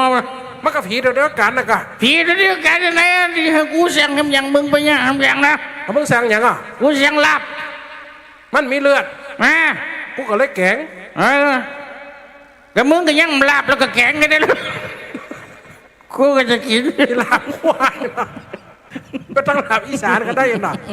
สื่อสารกันหูเลี้ยงนี่จะมาพิษหัวกันนี่ แม่นอ่ะ แม้แต่คนเฮาเนี่ยตัวปีคนมนุษย์มีกำอูเป็นสื่อกลางโลก ครับผม มีกำอูเป็นสื่อกลางอย่างพูดอาจารย์ จองเด็ดจอง มันรอทรัพย์สิหัวตุกีตายจักดึกๆขนาดอาจารย์ เมียเขาอยู่ไปปุ่นเหรอ ฟังเก็บฟังกลับ ครับ แล้วก็ฟังกบ ครับฟังกบฟังกบ ฟังก ก็ บ วัดผมนี่ฟัง1 วันเนอะกบนี่ กบหยัง วัดผมนี่ตรงแวดหรอ โอ้ยมาคนละกบกันละ ต้องระวัดลงเนาะถ้าหนาฝนก็จะไม่มันจะกระกบอย่างเดียว เป็นตุปีนี่เป็นสาลิกาแสนเสียงอินเนาะ ฮะ มีเสียงอย่างพอกนี่ โอ้จะไปถามมาเลี้ยงเสียง กระเปิดว่ามันยังกันไหลตะโกนเหี่ยวมด ไอ้หยัง กบก็ห้องได้ กบก็ห้องได้ ห้องจะได้ก็ถ้าประเภทที่ใกล้เคียงกับมันเขียดแล้ว แอบ ถ้าเขียดมัด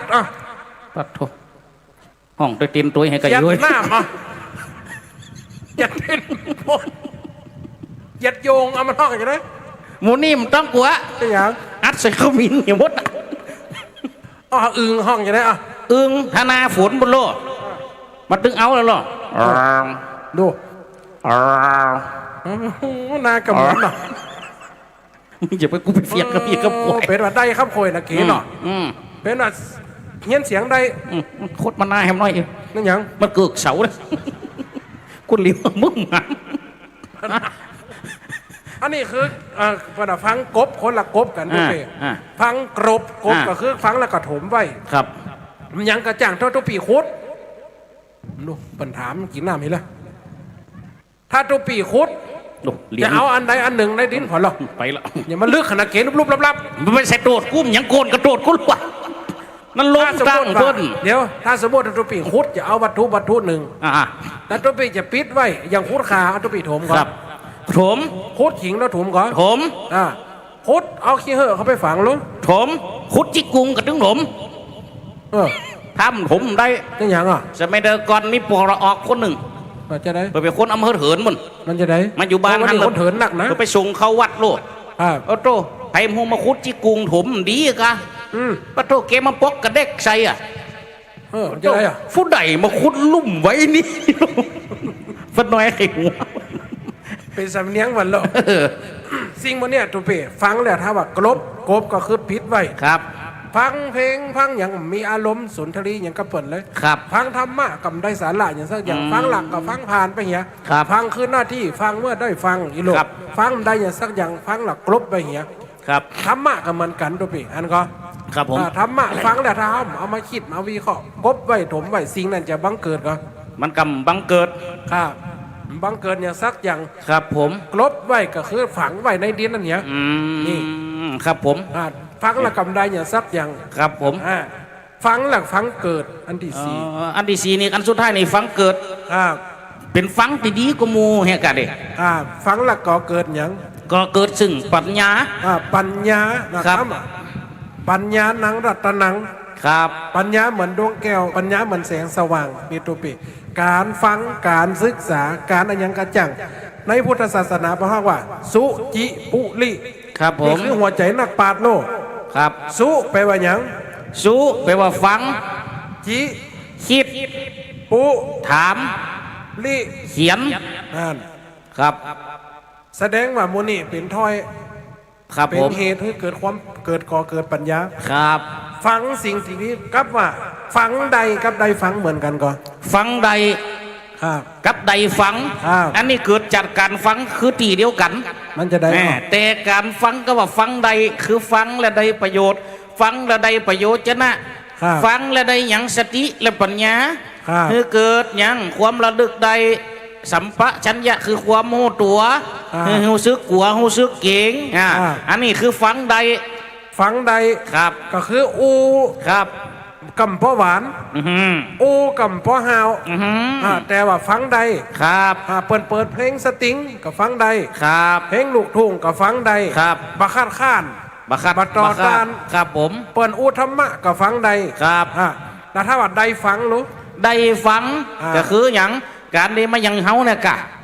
ได้มานั่ง อ่า ได้มาได้ยิน อ่า ได้หัน อ่า บ่ได้หันนิ่มใจเหรอ ยินการฟัง ได้รับรู้ตั้งหู ครับ บ่ว่าจะตั้งวิทยุ ครับ ตั้งทีวี ครับ ครับตั้งเฟซบุ๊กต่างๆนั่นนะเขาเล่าออกมาก็ตาม อันนี้คือได้ฟัง ฟังและจินตนาการตาม ครับ เรื่อง ผม ตามเราว อ๋อ ฟังแล้วเกิดประโยชน์ อันนี้เนี่ยฟังใดและก็ได้ฟัง ครับ นะเขาจะในฟังในอย่างใดเขาจะเก็บในอย่างใดเนี่ยคือสาระประโยชน์แห่งการฟังนะตัวเพ่ ครับ แล้วถ้าฟังเป็นคนติ่มฟังไฟสอนกำใดดากำใด อืม นี่ลูกเต้าเขาปันกระจัง อือฮึ นี่พ่อแม่สอน อืม พ่อแม่สั่ง อืม ว่ายังกำฟัง แม่น เกิดอันยังถ้าบ่ำฟังกำปอกกำแม่ ทำฟังกำปอกกำแมมฟังกำคนได้สอนเพื่อกระห้องว่าหยังน้ำติ่มแก้ว นั่น ยอมรับ บาปโห อ่าน บาฟังไผอู อืม บาอยู่กับไผสอน นั่น นี่ นี่คือการไม่รับฟังคนอื่น ครับ ครับเอาจิตตัวว่าเอาใจตัวว่า เอาวิตูตัวว่าคิดในฝ่ายเดียวว่าเอาตรงอย่างใดบทว่าข้ามหน้ามือพอคนไปก่อน อ่าฮะ แหมคำเก่าเป็นว่านะครับ ก็ เปิ่นหูนี่เปิ่นเปลงให้เฮามาตั้งแต่เกิดแล้วหรอ ครับ มาฮับมาหู้ตั้งแต่เกิดแล้วหรอ ครับ แม่แต่ละอ่อนน้อยนี่เกิดมาสิ่งที่เพิ่นว่ามันพร้อมคือหยังแม่แต่สายตาคนเฮาก็ยังพร้อมนะภาพทีละอ่อนหันคนใหญ่ก็เป็นแฮมภาพหนึ่ง นั่น เป็นแฮมสีหนึ่งเพราะว่าตาเขาสียังบ่ครบ อ๋อครับ ครับผมแต่หูเนี่ยเฮาลองคือบ่เตอะละอ่อนน้อยๆอย่างได้กระตามเตอะเฮาลองคือสัญญาณพออันสมัยตะก่อนเบิดจะไปกล่อมละอ่อนรับได้หยังก้องจะเอาละอ่อนรับจังได๋ละอ่อนเริ่มจะคือแล้วนะ ฟังกับขนาดอยู่ในต้องพระเก่าสอนนะลูกโอ้นะลูกงั้นลูก ครับ ฟัง เพราะฉะนั้นการฟังนี่เป็นว่ามันฮับมาตั้งแต่เฮาอยู่ในต้องตั้งแต่เฮาเป็นตัวนะครับ การฟังนี่เพราะฉะนั้นเพิ่นเลยเอากำนี่ขึ้นก่อนในสุก็คือฟังนี่ครับผมนะ ฟังในสิ่งที่ดี ฟังในสิ่งที่ดีเนี่ยวันลังเกิดปะเตอะคนเฮาเนี่ยเปิดคือฟังในสิ่งที่ยังสิ่งที่มันอ่อนหวานสิ่งที่มันอ่อนโยน สิ่งที่มันโดนเข้าประสาทหูและคนเอาฮับได้เพราะฉะนั้นฟังเถอะเสียงกล่อมคนสมัยตะก่อนปุ่มจะแอะแม่มาร้องเป็นเพลงเหรอ อันเนี้ยผมมาพิจใจนี่ยัง พิจัยหยัง กำเก่าเป็นว่าจะได้ ว่า คน จะ หล ได้ วง คนลวก ฟังหยัง ฮะ คนลวก ฟังข่าว คนงาว ฟังซออีหรอ ละคนกำปอดูไก่แต่การน้ำขอมันเหนียวตึงเฮ้ย เดี๋ยวกูโคโรดก็เป็นในวัดพุ่นอ่ะกูจริงเฟมาอุ้มกูไปแม่ คนลวก อืม คนลวก คนลวก ฟังข่าว คนงาว ฟังซอ คนกำปอ ฟังเนาะ ฟังเพลง ดูกำยำดีสักอย่างเลย เอาซอกูไปว่าหุ่นดีมดัก จริงๆมันเป็นศิลปะนะโดยเป็นประดับคนลวกฟังข่าวคนเทาฟังซอมันว่าคนเทาสกรรมไม่ว่าคนเหงาบางทีมันความเจ็บใจเนี่ย แต่บางคนเกิดความประพอใจ ครับ นะโอ้กำจ้อยกำซอมีปลาเล่อหยังเนี่ยก็จะเอามาว่าเปิดกระสอนกำว่าเป็นจังซอเลยว่ากำว่าเป็นศิลปินเนี่ย ครับ เป็นเสมือนทุกเจ้าตนนะ แม่นแม่นแม่น เขาศึกษาหมดตั้งแต่ ครับ นะว่าโกวาดศึกษาเรื่องศีลเรื่องธรรม ครับ การกินการต้านเขาศึกษาหมด ครับ เอามาตีเพ ครับ งาโถมฟังเขาซ้อหันเขา อืม แม้แต่เขาซ้อขนาดวันวัน วันประสูติพระพุทธเจ้า ขนาดกำซ้อที่ผมแต่งไว้ให้ละออนตัวเป ครับ ถ้าว่าเขาฟังเลิกได้ประโยชน์นะอย่างผมตั้งไว้นะครับ ครับ บทตั้งนี่ยากที่สุด ว่าจะได้อ่ะ อย่างว่ารอนเนาะ นะโมตัสสะภะคะวะโตอะระหะโตสัมมาสัมพุทธัสสะพระพุทธองค์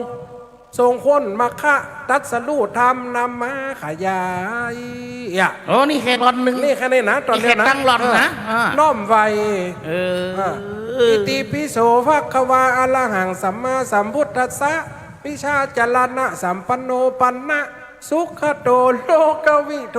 อนุตตโลภุริสถาลัทธิเพ่งเพียรสติสมาธิฝึกตนแม่นพญามารมาลุกลัน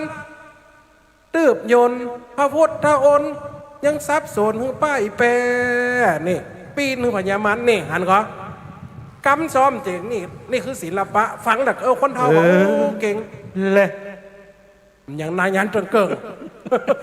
ก็เอามาไปถามดิบนว่า ศีลปาลมีวิริยะปาลมีเนี่ยปัญญาปาลมีวันติโยโสเอกะแก่กาคุณลูกวัสมิงตรงกับวันพัดองค์พระโพธิสัตว์ทรงเข้าปฏิสนนี่พุระวลันต่างปัญญาญาณอย่างก็คุณรูปวัสมิงตรงกับวันพัดองค์พระโพธิสัตว์ทรงเข้าปฏิสนนี่สุขวรันติวันสุขมาโดนองค์พระทศพลประสูติบนเลิกลาจันตะวัสมิงตรงกับวันจันทร์อันนี้แค่นับวันนะตัวเป็น ครับ จันตะวัสมิงตรงกับวันจันทร์องค์พระจอมทันออกบวชน้อมนาครับ ลำดับวัดจะจำมาได้ละมันเหมือนล่ะที่เขียนไว้สิ่งต่างๆ มันเป็นการฟังแต่เกิดประโยชน์ก่อนนี่พุทธวันลันตังปัญญาญาณแก่กาทรงตรัสรู้ดวงธรรมนี่ ครับ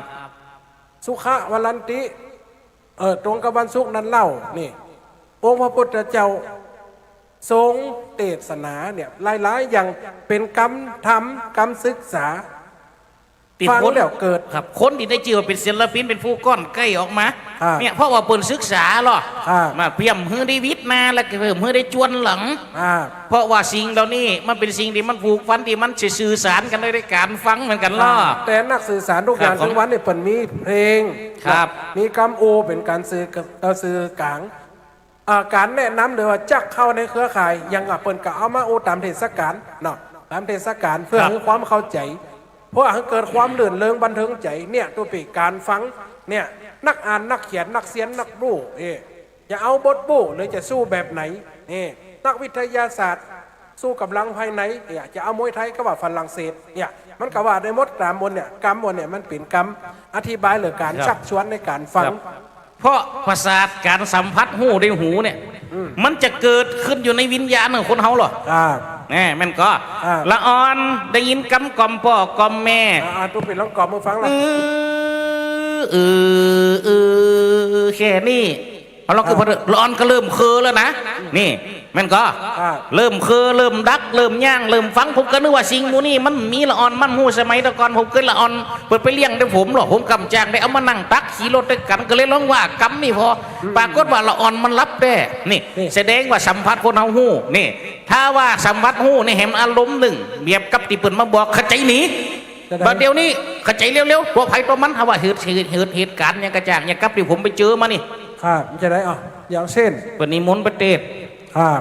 งานศพครับแกบ้านเก่าก็ยัง เฮาก็ไปก็เปิ่นนิมนต์เตด2 ทุ่มบุญ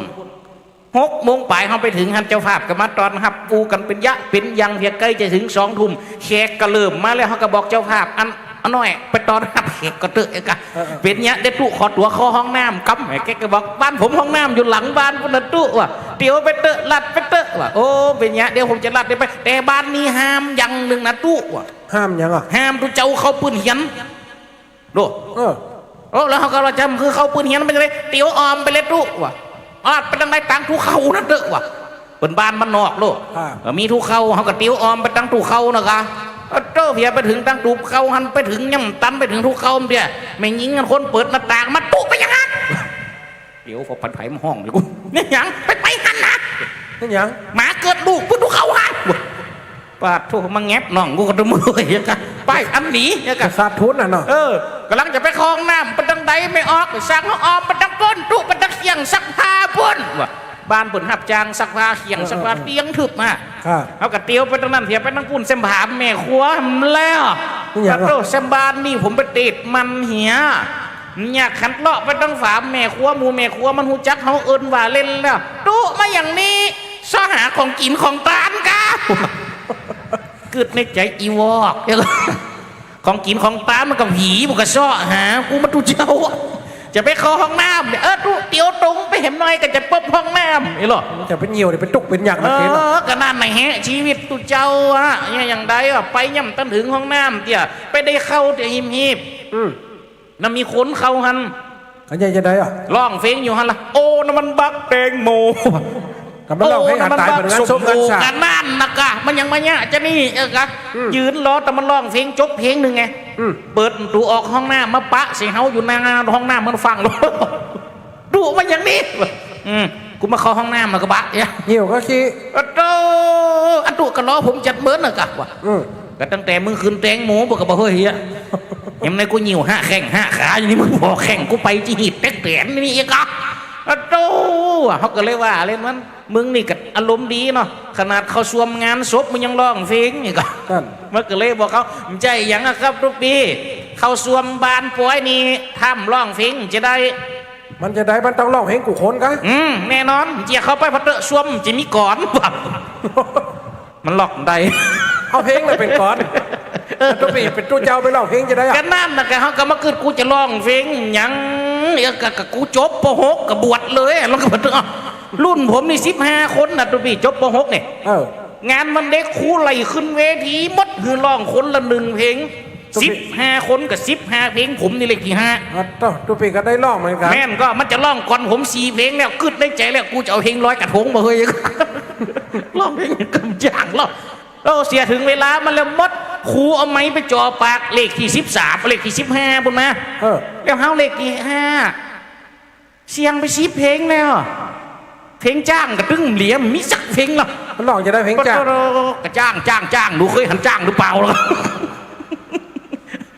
เหลี่ยมมาดึงเขาสักเพลงตายละสมัยตะก่อนทีวีมันก็จะมีหลายช่องเนาะ3 5 7 9 11ต่ออันแล้ว นะครับ แล้วกูจะเอาเพลงหยังมาร้องเลยกะเอาไม้มาจี้ปากเขาก็จำเป็นนะกะช่อง7 4 ทีวี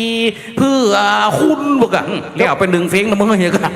เนี่ยลองเกิดบัตเตอร์เนี่ยเขากำจ้างจะได้สุดท้ายกับไปเข้าห้องน้ำเขากันบัดจะฟังเอานี่ใจจากการฟังหรอกถ้าคนมาตั้งนา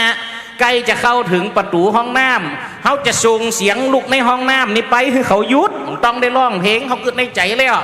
แล้วยังกับคนเก่าบนว่าคนนักอย่างเนี้ยก็ตัวคนถึงปล่อยอิ่มใจกา คนนั้นกับใครเข้าห้องน้ กระดังนาเสียงกระเศร้าเสี้ยวตัวเพ่หนูตั้งหลังซ่วมพ่องกระสูงพ่องกระตำนั่นยังอ่ะ ำพ่องกระปอกเป็ดพ่องกระปอกเก่าพ่องกระน้ำเต้าตัดตีเรียนอยู่หลังซ่วมมั้งเอากำจากก็ได้จากไปกระดังฟังนะกะรอคนมาอ่ะสักบึดคนมาเต้ดูมาหัวญาติพี่น้องบ้านใดไม่ยิงตึงนั่นแหมกำมาลงรถนาบานจนกันมาเขาสวมไปส่งกูกันกูไปเข้าห้องน้ำกันบอกอุ้ยนี่เล่นกูมาบัจจ่าเองกูเข้าห้องน้ำนี่กูตายค่ะไม่สวมแน่วะเสียงมาแล้วป้าตัวจะร้องเพลงกับกว่าเสียศักดิ์ศรีตัวเจ้าจกเขาไปในถุงยามปักเนี่ยกะ นั่นยัง นกหวีดเนี่ยกะ เอามาอย่าง อบล้มลูกเสียเราไหมหรอจะร้องเพลงก็ร้องได้ฮักกะห้าวกันเยอะกันไล่ว่าเต้กันเนี่ยเต้ รถมันจะจอดแกมันจะมาปิดออกไหมเขาน่ะ มันกำลังเป็นตรวจเดี๋ยวนี้อันเติมอยากปิดปุ๊บ ท่านมาแล้ว นั่นถึงว่าแล้วไปเนี่ยมันหมดไปหยับให้อย่างก็มันใจนี่ฮันปั๊มรถมาครับอยู่นี่ตรวจเนาะ กูสีมันอยู่ เนี่ยคาถาบรรลุไม่เป็นน้องอยากปิดปุ๊บนี่มูดีมาตั้งนานั่นหยุดดิแต่ ครับ มูดีอยู่ตั้งหลังสวมแตกบึ้งเลยก็ เป็นอย่างขี่รถ กระโตเขานึกว่าตำรวจมานั่นอย่าแตกโหลดไปตั้งอื่นไปสดมาอยู่ในสวมนิ้วจิเดี๋ยวก่อนเดี๋ยวก่อนนั่งมาอย่างนี้ ขี่ผมร่างกวนครับ ไม่ได้ล่างได้เลยยังไม่จะไปเรียนแล้วก็ยังอ่ะจะไปเรียนมันจะได้ตำรวจมาตำรวจมากระสูกลัวยังตำรวจเล่นไป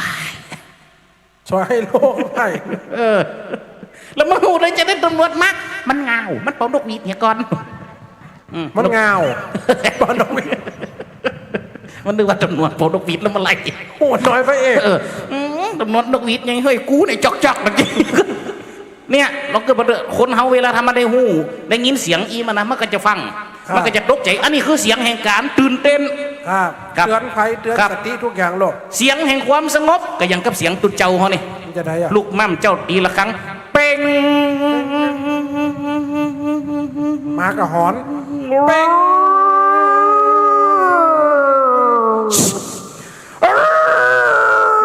วันนั้นจะเท่าเลยเปิดนะหอนโอ้มาหอนกลางบอกกลางเวียงเก๋ ใจบ้านกูกูอยู่ลูกล่องเพลงอะไรหมดละ อันนี้เสียงเย็นจะได้เสียงเจ้าตีละครั้ง จุ่มเย็นหรอเจ้าบ้านจะจ้องอยู่ในสลีปุนนีนล่ะ โอ้ สาธุ โหทุกเจ้าทำวัดนะตัวลูกนึงเข้าได้ละ บุญหนึ่งเหรอ ไปใส่บาตรเด้อทุกเจ้าเด้อ เป็นอย่างบุญหนึ่งอ่ะ นี่เสียงจุ่มเย็นเหรอ เราคือ แต่สมัยมันเดียวมันจุ่มเย็นละ มันจะไรอ่ะ เป่งหมอนตุ๊ดหูมันจะตีเขาปอเขาแม่มันเจ้าเร็ว ก็ออกข่าวสักขี้โยงนะบัตรไก่บ้านเนาะ จะสะบึดเป่งลำบอบึดดึงเอาล่ะ ยาโสภะคะวะอะระหังสัมมาสัมพุทโธ นี่โดนจดหมายกอมล่ะหลวงพ่อกรุณาสวดมนต์เบาๆหน่อยกูหันไม้ไปทางอื่น กูออกไหมกูเบาเหรอ มันเดียดเจ้ารับได้หลวงพ่อ มึงรับมึงก็จุดหูไอ้ไก่เลย มันตื่นมันก็ได้ยินอยู่ เอามึงก็ฟังที่มึงจะสุกหูกูเรียนนะกะ อำหยัง หูฟังมึงก็จัดการนะกะกูจะทำวัดอยู่วัดเว้ย วัดนี่เป็นบ้านกูอันนั้นเป็นเฮียนมึงตัวไฟ ต้ ตั อ ว ง มัน จัด อีก การที่ต้นเหตุจะจัดการที่หูเจ้าตู้เจ้าต้องผ่อนเสียงลง ฟอดแล้วไอ้กูตึกอ่ะ ตึกแล้วมันยังได้ยิน ก็ย้ายมันออกเสียงเลย เป็นคนฟังน้ำฟังธรรมนี่ดีกันทุกเบ แม่นเนี่ยอันนี้คือเสียงฟังเด้งหับหูได้ความจุ่มความเย็นนะนี่ความจุ่มความเย็นคนตื่นคนเต้นความตระหนกจุกความตระหนกจุกใจ ถ้าได้ยินเสียงหวอหรือว่าเสียงอย่างกับที่เขาฟังไปตะกี้หันก็วีวอวีวอรถดับเพลิงงู จะเข้าปองได้หมวยเนาะ มากระตามแต่คนเขาตึงหูตั้งแท็กไปก่อนลูก นั่นมันนั่งทุกเก๋กะรถมันลุกอะ มันสองหาตีเตะไกลๆหน่อยแม่งลงโปรดดับนิ่มซ้ำมุกไปว่าไปเลย เนี่ยทุกเบ ความสุขใจฟัง ครั แล้ บ วสุขใจฟังแล้วสงบใจ ครับ ฟังแล้วเกิดความห่อนใจ ครับ เกิดความทุกข์ใจ กับให้หุยกลางวันตึงตอน น่ะ น่ะเป็นทีบ้าเราอย่างกระจ่าง แม่นะครับ เนาะไปให้อย่าให้ล่ำให้เหลือฮะลุงว่าให้อย่างแต่อย่างว่ากลางวันตึงตอนย่างนะขอมาแจ้งนี่ผมนี่แกบ้านมาบอกเพิ่มเดี๋ยวนี้ มือกูให้เด้อ ขวางหอของเฮือนนะฮะ กูปวดใจ กำพอใจอย่างลุง กูไปฟันเตดเมื่อกี้ มันเตะที่ไหน มิวเซียม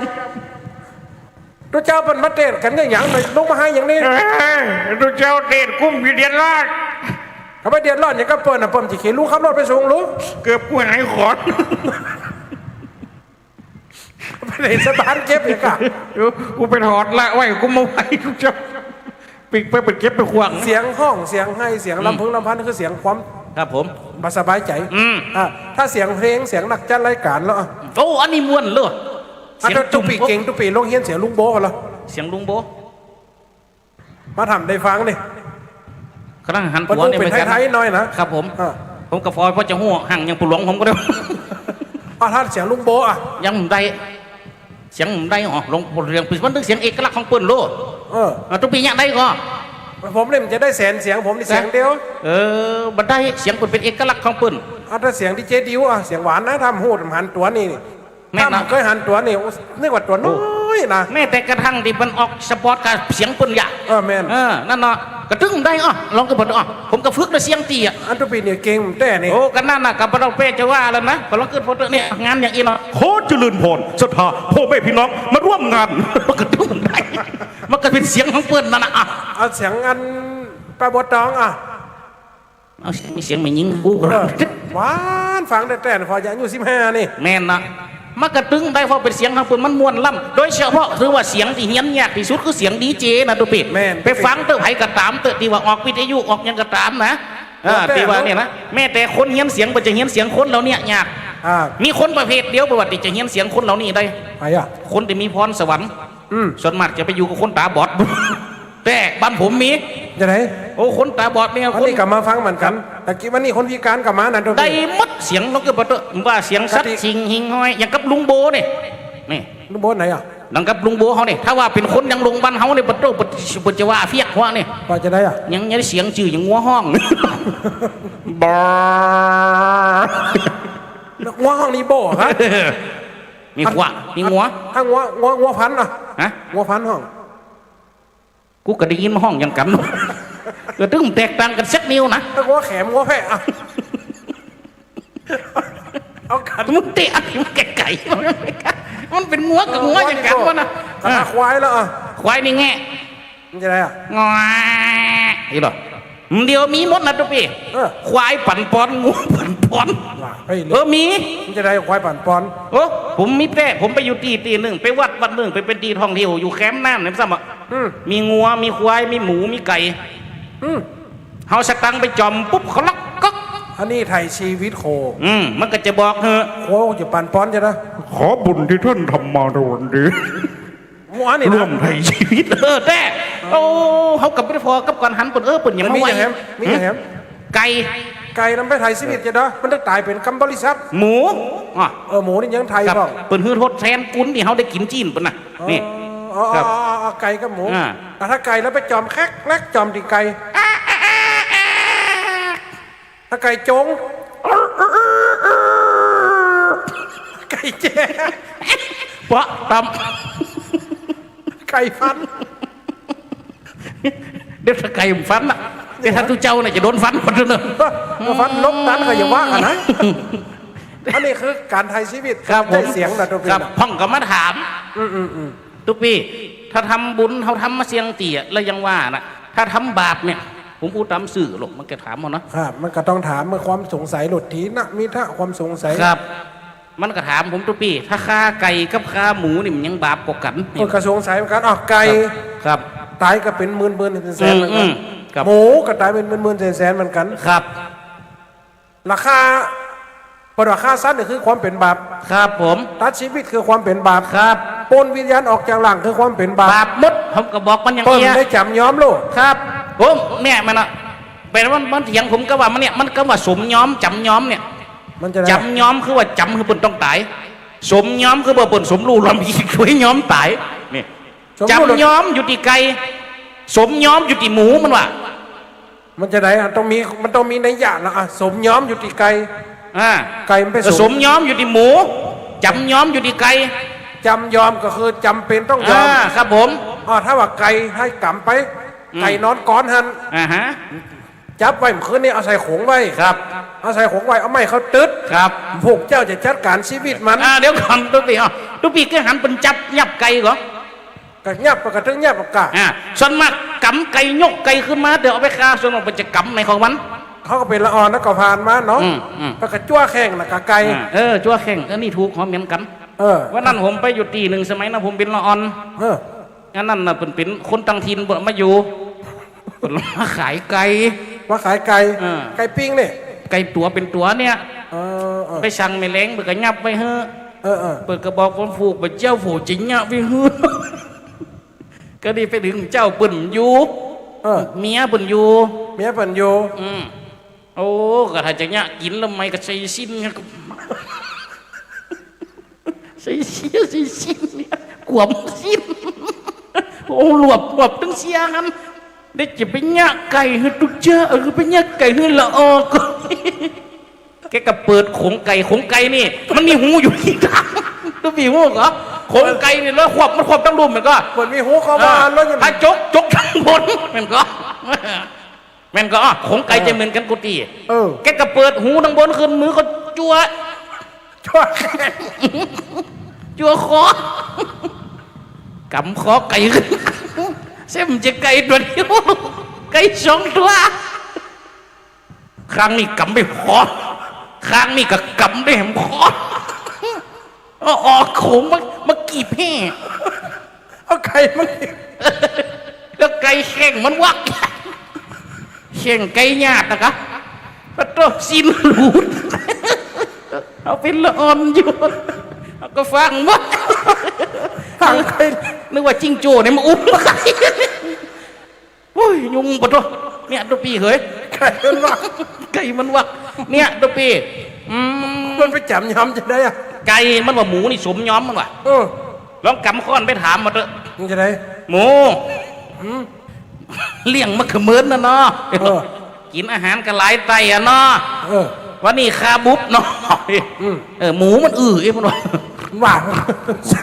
โอ้ เป็นสันสัตยานมันกับห้องที่อ่านกันตัวปี คอนเขาหยอกหัวมันว่า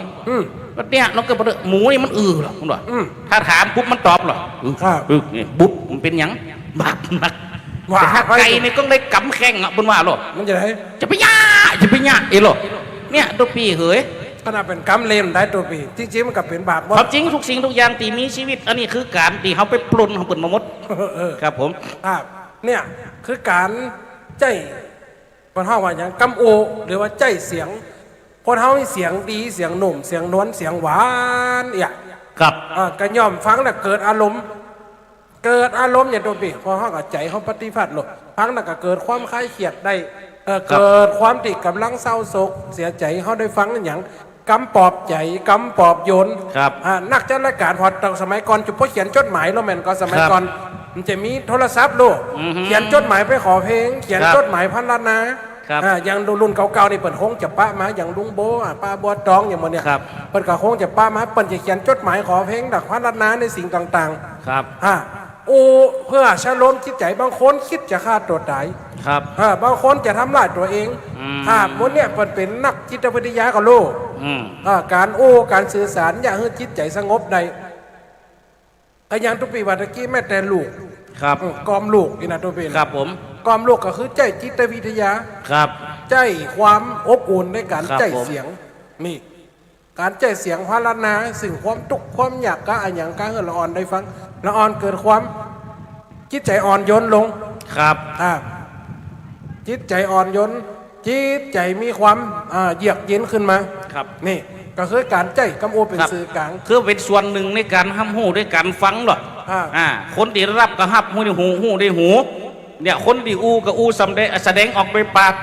เนี่ยคือคนเฮาได้มีจิตใจที่ลิงน้อมไปตั้งใดตั้งหนึ่งนะอาวาสตั้งห้อนตั้งให้ตั้งทุกอกทุกใจตื่นตระหนกก็ไปแฮมอยังหนึ่งตั้งจุ่มตั้งยิ้มก็ไปแฮมอยังหนึ่งเนี่ยครับผมนะอย่างกับที่เขาอูไปตะกี้ ฟังและได้ความโหก็ ครับ คือฟังอันหยังฟังแล้วได้อูต่อแล้วฟังอันหยัง ครับ ฟังแล้วก่อปัญหาแล้วฟังอันหยังปัญหานะครับ อันที่สี่ก็คือฟังแล้วตาสว่างคืออย่างฟังแล้วได้ความโหก็คือ ฟังธรรมฟังกรรมสอน ฟังกรรมเตดเลยว่าฟังกรรมจี้เนี่ยคนรักคนใหญ่เปิ่นมาจี้แจง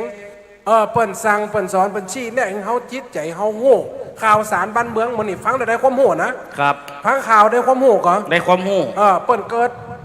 เหตุการณ์อันหยังโลกนะโรคระบาดอย่างก็เฮาฟังเปิ่นอู้เรื่องนี้เฮาฟังสามารถไปอู้กับคนอื่นได้ ครับ แม้แต่เรื่องการเมืองก็เหมือนกันนี่ฟังแล้วได้ความโหอันที่สองฟังแล้วอู้ต่อคืออันหยังทุกปีว่า ฟังแล้วอูต่อ การโพธนาการปักยื่นปากเย้าใส่สีดีไก่เนี่ย ครับผม พูดในเรื่องที่ดีและกำดี ครับ นี่ฟังแล้วอู้ต่อคนเฮาเนี่ยกำปนอกเก้าเต่าวีโลก ครับ ปลายเต่าพี อืม นี่มีหน่อยเดียวน่ะ ครับ ยังไปพอเตอะทุกปีเก๋เลี้ยงป๋าขนาดป๋าข้ามเปิ้นซื้อมาเลี้ยงมาเดือ25 บาทเดียวนี่ตัวปัญญาละเต่า5ฝ่ามือล่ะเนี่ยคนนั้นได้ยินไปอุดต่อทุกปีเก๋ซื้อป๋ามาเลี้ยงไว้เดียวนี่นะได้3 ปีไปเต่า5 นิ้วไปจากที่5 นิ้วนะ5 นิ้วเหลือมาละ ครับผม ทุกปีเก๋เลี้ยงป๋าไว้3 ปีเดี๋ยวไปพอเตอะ5 นิ้วพอแบบพี่นี่แหมเกิงฝ่ามือกัน ดู ใหญ่ออก ครับ สุดท้ายขนไปใส่ไหนกระป้อมได้บ่ นั่นนะแต่มันก็มีลักษณะของมัน ครั นะ บผม เนี่ยกำอูล่ะอูไปโพธนาไปกา ครั ร บ อูเหยาวสาวกวางไปนี่ในเรื่องติดีแล้วก็ตีนดีนี่ ครับ ฟังแล้วก่อปัญหาก็คือเรื่องหยังกำอูกำด่าของคนอื่น ครับ เปิ้นโอ้เปิ้นเจียงกันบันไตบันเหนือเปิ้นด่าเปิ้นว่ากัน ฟังดู ฟัง แล้วไปอูต่อ กูไปได้ยินเขาเถียงกันมาฟิตกันแฮมแล้วนะกูนั่นนะ ไปที่ไหนพิษกันตัว กับไผ่แฮมมออีสีนะคะ กับผัวมันน่ะ ฟิตกันเลี้ยงนิ้วเดียว เลี้ยงมันหยัง โอ้ฝัวมันเป็นตั้งหน่อไม้คืออีนั่น แต่อันน่ะนอเดียวแต่อันนั้นบริฟิตกันไปพูดนะ ผัวมันไปขุดหน่อไม้เฮ้อ มันตั้งหน่อไม้เฮ้อ มันไปเอาเสียมไปแล้วไปเอาหน่อไม้ในสวน มันพิษว่าจะได้สูงข้าฟังแล้ว กูไปได้ยินเต็มสองหัว ว่าจะได้ มันว่าถ้าใครตั้งก็ไปอยู่ด้วยกันปะเนี่ยแต่ไปอยู่นี้ในมีกุ้มมีหยังกาชูหน่อไม้ก็นอนเลยก็ไม่ได้มันว่าจะบอกว่าติ๊ก ว่าเขาจากที่เกิดเป็นพิษกันหมอกแหงหมอกลั่นหมอกจัดเป็นแหวมได้สุดท้ายก็กลายเป็นแตกเป็นฮักไปลูก นั่น นี่ ครอบครัวก็เริ่มแตกแยก ครับ นี่ฟังแล้วก่อปัญหา ฟังแล้วตาสว่าง ฟังแล้วตาสว่างคืออย่างตัวพี่บ่า ฟังแล้วตาสว่างคืออย่างสิ่งที่เขาได้ยินมาแต่มันหุ่มเต็มครับ แต่เขาไม่ได้มาฟังแล้วพบเกิดความยังสว่างแจ้งใจมากกว่าเก่าเข้าใจมากกว่าเก่าเนี่ยโดยสิ่งที่เขาเข้าใจเรียกมาเข้าใจมันก็ประโยชน์ของการฟังตะกี้นี่ไม่ได้5 ประการนะครับผม ในการฟังต้องฟังในสิ่งที่ควรฟัง ครับ สิ่งที่ควรฟังคือกำด่ากำแจ้งกำอูกำจ่าติเนี่ยคือคนเขาจิตใจเขาขูนมัว สิ่งวันเนี่ยการฟังเนี่ยอย่างวันนี้เปิ้นได้มาจัดตังพาป่าเปิ้นกับฟังรายการกันทั้งนั้นตัวปีหันก็คนเฒ่าคนแก่อีป่ออีแม่ตีมาเนี่ยคนฟังรายการทั้งนั้นถ้าเต็มเปิ้นฟังเปิ้นมาก็ มากะกิมฟังเหมือนกับมา นั่น แล้วมูอีอยู่บ้านฟังดิมได้มากกว่ามีนี่ เพราะว่าอย่างมามันได้นี่ฮะ ครับผม ก็ นี่แลกกาโครงการนี่ทุกปีว่าดีก่อนอันก็ ครับ โครงการช่วยเหลือผู้ยากไร้ ครับ ไผอยากไล่ห้อง ว่าโตคนเฮาปัจจุบันนี่มีปลาเลอลูกถึงอยากไล่ อ่า ถึงติดเตียง ดู นี่ปัจจุบันนี่นะพ่อง อ่า ก็มีฟูดูแลพ่องกำมีฟูดูแล อ๋อ นี่ นี่ถ้าอยากไล่ถึงขั้นไหนเอาทุกปีว่า ที่จะห้องว่าอยากไล่ อ่า ถ้าว่าถึงขั้นที่จะห้องว่าอยากไล่ถึงขั้นไหน ถึงขั้นที่ว่า ขาดคนดูแล จะกินกับมีจะจ่ายมือจะซื้อกินกับได้กินบางเดียวิทย์มือวิทย์ขาดปุ่นอ่ะอันเนี้ยถึงขั้นว่าอยากไล่นักลง กับ มัน เงิน เฮา เดือนค นะ นเฮาเรามีไหน เงินเดือนคนเฮามีไหนก็ยังว่านะได้มักกระชักดื้อไหนจะหลานแฮมโล ดู แน่ไหนจะซื้อมือใจมือซื้อกินแฮมโล ครับ ลังมาหับแล้วก็ ลูกน้องมาหับละลูกปักตุ่มดิ ผู้อยากไล่ก็คือการดำรงชีวิตตัวปี ครับ กับเปิดกระยูอยากในสังคม ครับ ปัจจุบันน้ำกินเหือกินไฟกินตัวปีทุกอย่าง ครับ จ่ายโลดแม่นก็การเงินการท้องเขาต้องใจเขาต้องใจ นักข้อที่สุดก็คืออย่างตัวปีการกินคนเขาถึงวันนี้กินอันยังพ่อง โอ้กูสิงกูยังก็ดึงได้กินโลทุกพี่เฮ้ยเข้าน้ำ ละคนที่เปิ่นมีเอาเข้าใส่ปากได้เปิ่นมีตีก้อตีกำได้ก็ยังอยู่ดูแขน ครับผม คนที่เปิ่นตุกแต่ตัวปีตุก เมียโคตรยังลิ้นกระตุกปะนี่เด้อ จนป้อมมีกินเนี่ยตัวปี ครับ แล้วถ้ามีคนมาซัพพอร์ตอีเปิ่นจะดีใจก็ ก็อีใจอะกระตุกพี่เฮ้ยคนเฮามีจะเพียงมีคนมาช่วยเหลือปกติใจ ครับผมว่าไผยังกันนะเมื่อเกิดการคัดสนแล้วมีคนมาดูแล ครับ ย่อมจะต้องมีความปิติยินดีจื่นอกจื่นใจอายุแทนที่จะยินไปสุดท้ายก็จะต่อขึ้นมาได้แหมหลายเดือนหลายวันแน่ อยากไล่อย่างคนเฮาที่เฮาไปหานี่หรือบางคนเนี่ยคนเฮาอยู่ตัวคนเดียว ครับ เคยมีกูตายละเงี้ยก็อยู่คนเดียวมองสักตอกว่าอุ้ยอยู่ใต้ไฟถึงวันนี้ แม่อยู่คนเดียว ไม่อยู่คนเดียว เจ้า แล้วยำเงียบแล้วเอามาเลี้ยงนี่อย่างแมว มันมาอยู่ตัวเองแม่บ่ได้เอามาเลี้ยงมันมาอยู่ด้วยก็จะเป็นได้ช่วยเหลือมัน ย่ำปลาไปฉีดยาคุมอย่างอีกยาจะเอาเข้าเนี่ยมาเลี้ยงตา ตังก็บ่มีป้าไปรถก็บ่มี กับปากยายถึงวันนี้เพราะจำกุ้มกินนั่นละนี่ เจ้า นี่เอามานี่เด้อ12 เจ้า มันยายกินเด้อ เจ้า อย่าไปเฮือกินได้ว่าแมวปล่อยมันหากินคนเดียวของหนูในปะโลอย่าง เจ้า เดี๋ยวเป็นยังคือแมวกินมาแม่กินหนู มันมือ ลึกก็ บางคนเฮามันหักโลดมองสักตอกบางคนเฮาเปิดละไปจะอันตัวไปหันว่านี่ บางคนพิการอย่างออกข่าวออกรายการสกุปชีวิตอะไรอย่างตัวไปหันก็หันกันนะที่เอ็นดูนะบางคนนะเป็นพิการบางคนปากบิด ครับ ปากเบล ฮะ แข้งรีบ โอ้มีสปะ ขารีบ ครับ ขั้นไหนเปิดถึงว่าเรียกว่าคนพิการขั้นไหนถึงเรียกว่าคนพิการเนาะพิการก็คือการทุนภาพ ขาดจากความเป็นความขาดจากความเป็น32ในร่างกายบาครบอันอย่างเรียกว่าพิการ โอ้อันยังเรียกว่าพิการเนี่ยคนเขาต้องเอาสื่อเป๊ะๆกันนะทุกปีถ้าว่ามันเป๊ะดิมพ้องว่าพิการนี่หมดอะ ถ้าตามดี พิการ หูมดี พิการ ปากได้ เป็นใบพิการ ตะแข้งขาลีบโปลิโอลูกไปไหนมันได้ พิการ นี่พิการหมด คือขาด ครับ มาครบ32ครับ แล้วถ้าติเปิ่นมีหนักอันนั้นพิการก่อ นั่นก็ห้องพิการเขา สมมติว่ามือเขามี10ข้างนี้เขามี5ข้างนี้มี5 ครับ มันมีนอกมาแหมนิ้วหนึ่ง อันที่ผมไปเจอนี่นักกว่านี้ก่อน มันจะได้ ผมไปเตะมีฮันเดือนหนึ่งเปิดกับมีเนี่ยเป็นอุบรรยายคือกำลังใจคนพิการเนี่ย ครับ มูดีขาดก็มีและแหมคนหนึ่งมีมือเหมือนคนโลกเปิดมีปากไหน5 นิ้ว 5 นิ้ว แกมีปากไหน8 นิ้ว มือ ปัตเตอร์ตีนกับปากไหน8 นิ้ว นั่น ขนาดกำก่อนเขากับอูไปอูมากับสับตาพอไปหันแซมก็แม่เคยมันยังไปยังหวีกุ้ยมันยังไปยังหวีกุ้ยเอกอะนี่เป็นว่ามันงอมได้ถ้ามันมีนักเกินนะ อันนี้กับพิการเหมือนกัน เป็นก็ห้องพิการเก่าทุกพี่ครับ ครับ เนี่ยอันเนี้ยห้องพิการแต่คนทำนี่ก็ได้บุญคนไปทำตัวก็ได้บุญจะทำตัวตุเจ้าก็เป็นบุญก็ยังผู้ป่วยติดเตียงก็ว่าพี่ติดเตียงนี่คือว่าเกยครบ32แล้วแต่ว่าเท่ามาชรามาหรือว่าเกิดอุบัติเหตุลูกผมได้รถจนเอวหลั่นหลังหักแขนโกนลูกผมได้นอนแจ่ใส่แพมเพิร์สหันอันนี้เราพูดติดเตียงถ้าละแต่ก็ตายแต่ถ้ามีคนดูแลก็ยุ่มได้ครับผมคนที่ดูแลจะหางบประมาณที่ไหนเอาไปเลี้ยงจะเอาไปเติมจะไปอุปการะอุปโภคบริโภคนี่มีมันก็จะลำบากแม่นครับผมแต่ที่โครงการเขาจัดขึ้นมาเนี่ยเอาไปช่วยยังได้บัตรนักกันน้อยเหมือนกันทุกแม่นครับผมสมมติทุกปีพิการมันก็มายังมาเตะไกลให้สมมติทุกปีพิการเปิดบริจาคไปเฮือรวมน้ำมดเฮือไปปันหนึ่งก็ได้แพมเพิร์สไปหลายวันแล้วลูกได้อาหารเสริมที่ว่าใจรอหูดังไปหลายวันแล้วครับผม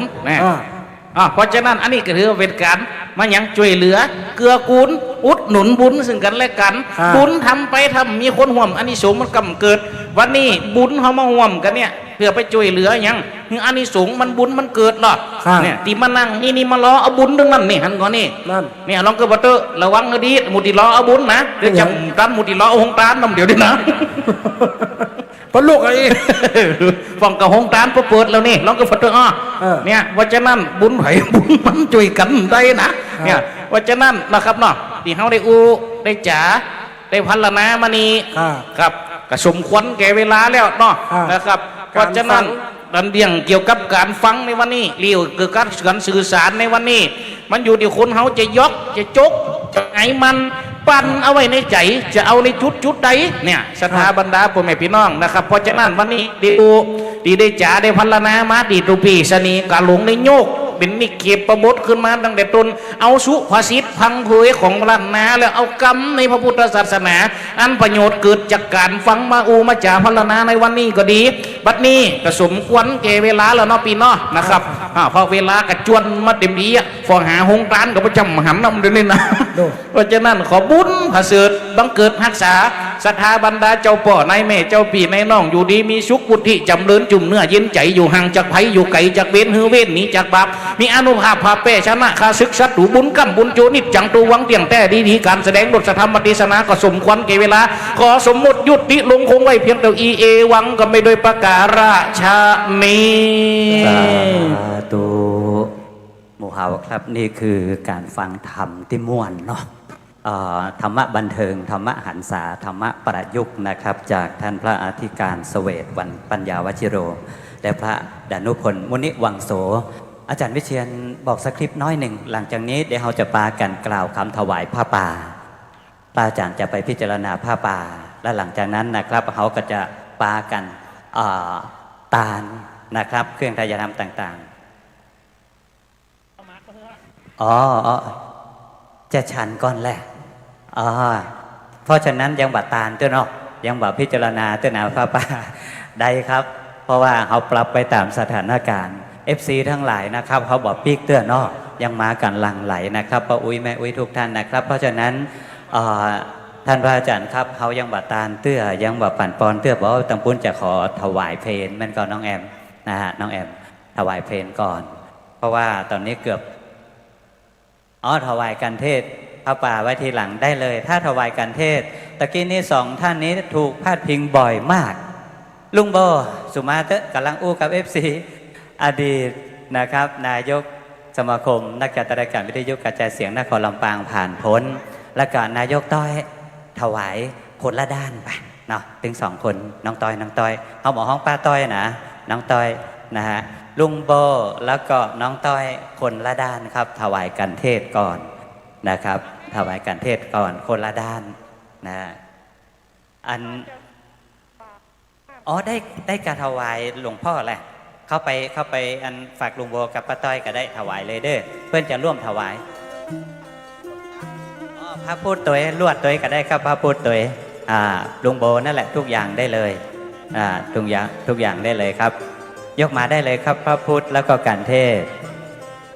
พระพุทธแล้วก็การเทศลุงโบแข็งแรงครับนะฮะไปโวยลงมาโวย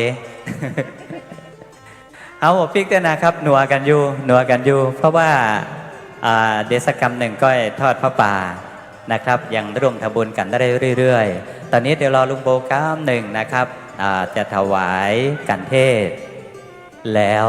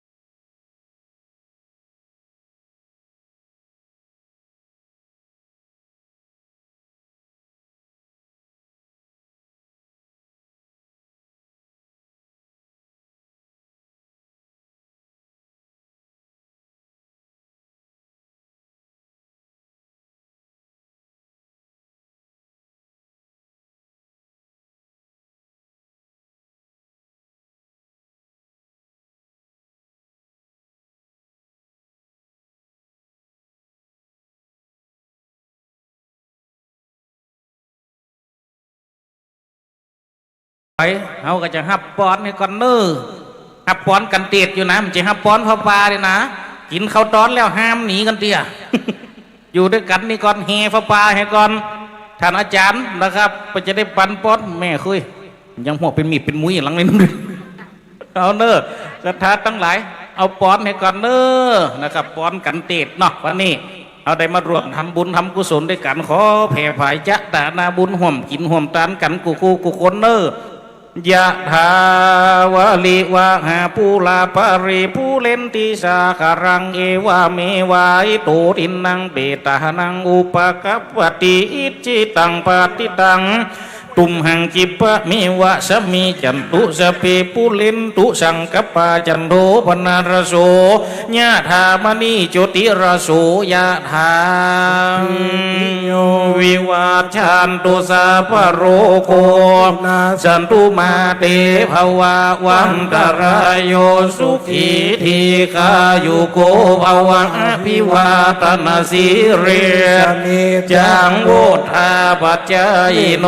จา ยัตตาโลธรรมาวัฏันติอายุวันโนสุขังปะ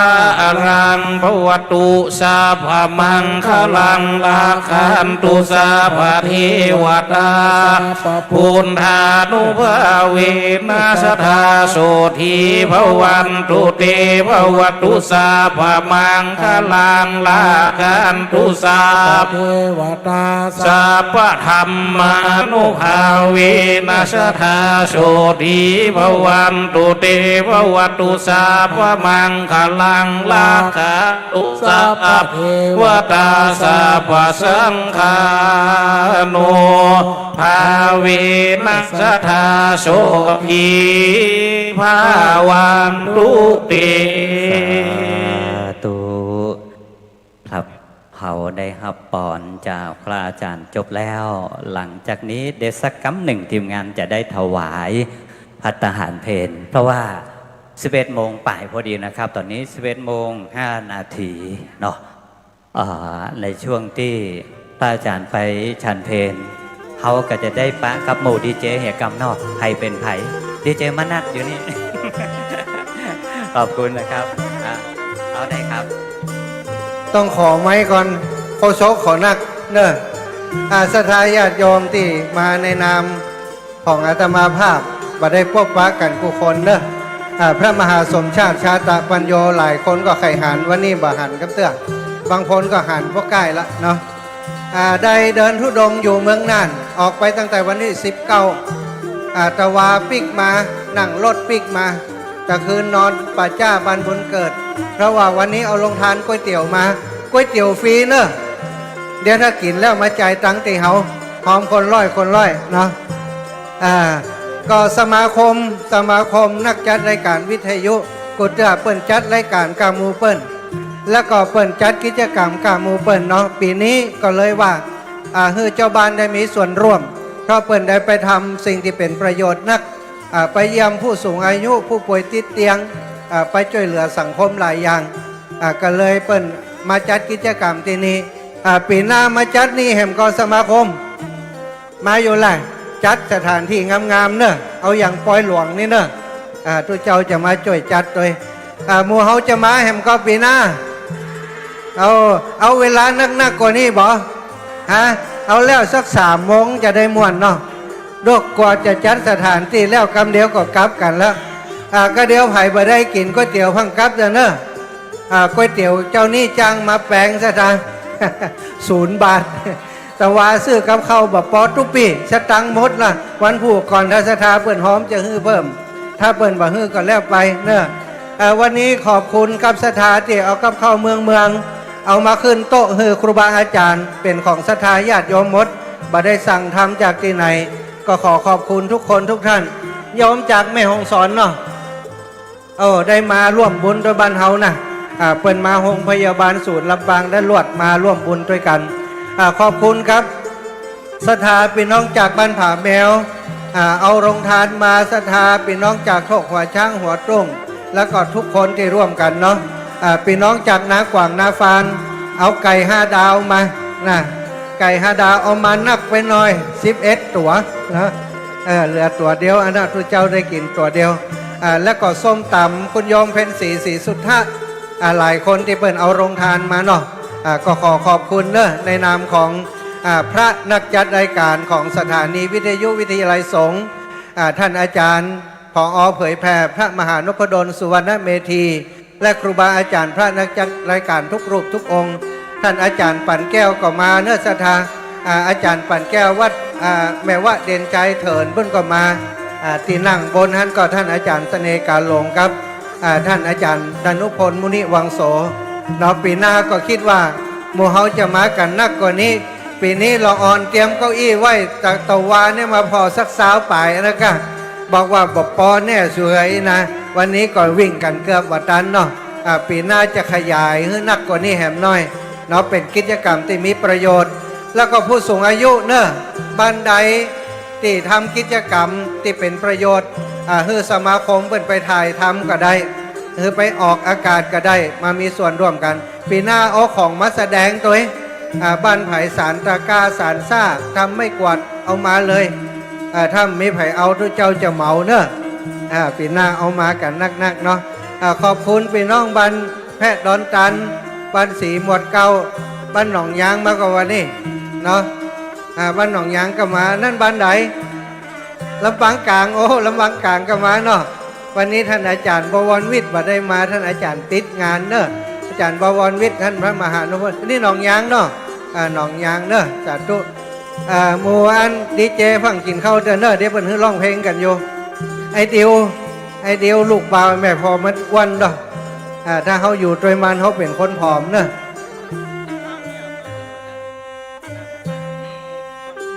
กินข้าวแล้วก็เดี๋ยวจะบอกเลขเนอะ เลขยอดพระป่าเดี๋ยวเขาจะแห่กันแห่กรรมไหนๆก็มาแล้วกินข้าวกินปลาเรียบร้อยบัดต้องพังอีแม่ตู้เจ้าฉันเรียบร้อยอีแม่กินข้าวแล้วเนาะเขาก็จะร่วมกันแห่คือเป็นพิธีเรียบร้อยก็จะมาตานพระป่าด้วยกันกรรมนี้ก็เอายอดงวดนี้ไปซื้องวดหน้าบัดต้องเอาไปซื้องวดตะวาเนอะไปแล้วเรียบร้อยละเนาะปั่นให้พี่น้องดีเจเปิ้นมีกันหลายวันนี้โฆษกประจำเนอะ ขอบพระคุณพระอาจารย์นะครับ เอาใจอีนะครับในช่วงที่ทีมงานส่วนหนึ่งนะครับกำลังเตรียมถวายพระทหารเพลแด่พระสงฆ์ก็มีหลายคนมากระซิบกระซาบว่าอยากจะฮื้อดีเจมาปะกับโมเฮาเป็นทางการด้านหน้าได้เลยครับช่วงนี้แหละนะฮะช่วงนี้นะครับเอาจะได้บริหารเวลากันเดี๋ยวต้องปุ้นพอจัดอาหารถวายพระอาจารย์ประเคนเสร็จแล้วกลับมาทางเพเพราะว่าส่วนหนึ่งนะครับอย่างทีมงานอสมทลำปางน้องปู่น้องส้มน้องดิวนะครับอยู่ตรงนี้บ่แน่ใจว่าเดี๋ยวสักกรรมจะต้องพลิกไปอ่านข่าวก่อนนะฮะข่าวมื้อเที่ยงช่วงพักเที่ยงนี่แหละขอบคุณที่มาช่วยกันนะครับขอบคุณที่มาช่วยกันเอาใจอีบอตังพุ้นก็เตรียมประเคนพระอาจารย์ตังเพเดวนายกต้อยน้องต้อยจะได้มากล่าวขอบคุณตัวเอาบริหารเวลาด้วยกันนะครับเชิญลุงโบมาเพคุณหนุ่มหมู่เฮาทุกคนเลยครับมาเลยนักการรายการวิทยุทุกคนเนาะเขาจะได้ปากกับพี่น้องชาวบ้านนะครับพี่น้องชาวบ้านด้วยกันนะฮะช่วงที่ชุดที่จะถวายเพลกับถวายนะครับมาเลยครับคุณหนุ่มมาเพลด้วยกันอ๋ออากาศอยู่บ่ต้องพร้อมกันแหละได้ครับแนะนำตัวเก่าไปนอกพิธีกรจะส่งไม้ต่อแล้วนะครับอาจารย์วิเชียรบุญหาส่งอยู่ด้วยกันต่อครับ ส่งต่อให้กับลุงโบต้องพูดรักซองเฮาพอกับล้อลุงกับลุงเฮ็ดลมด้วยกันวันนี้กับบรรยากาศลุงโบหนุ่มกว่าครับใช่ตะกี้พระอาจารย์ว่าเหมือนอย่างเขา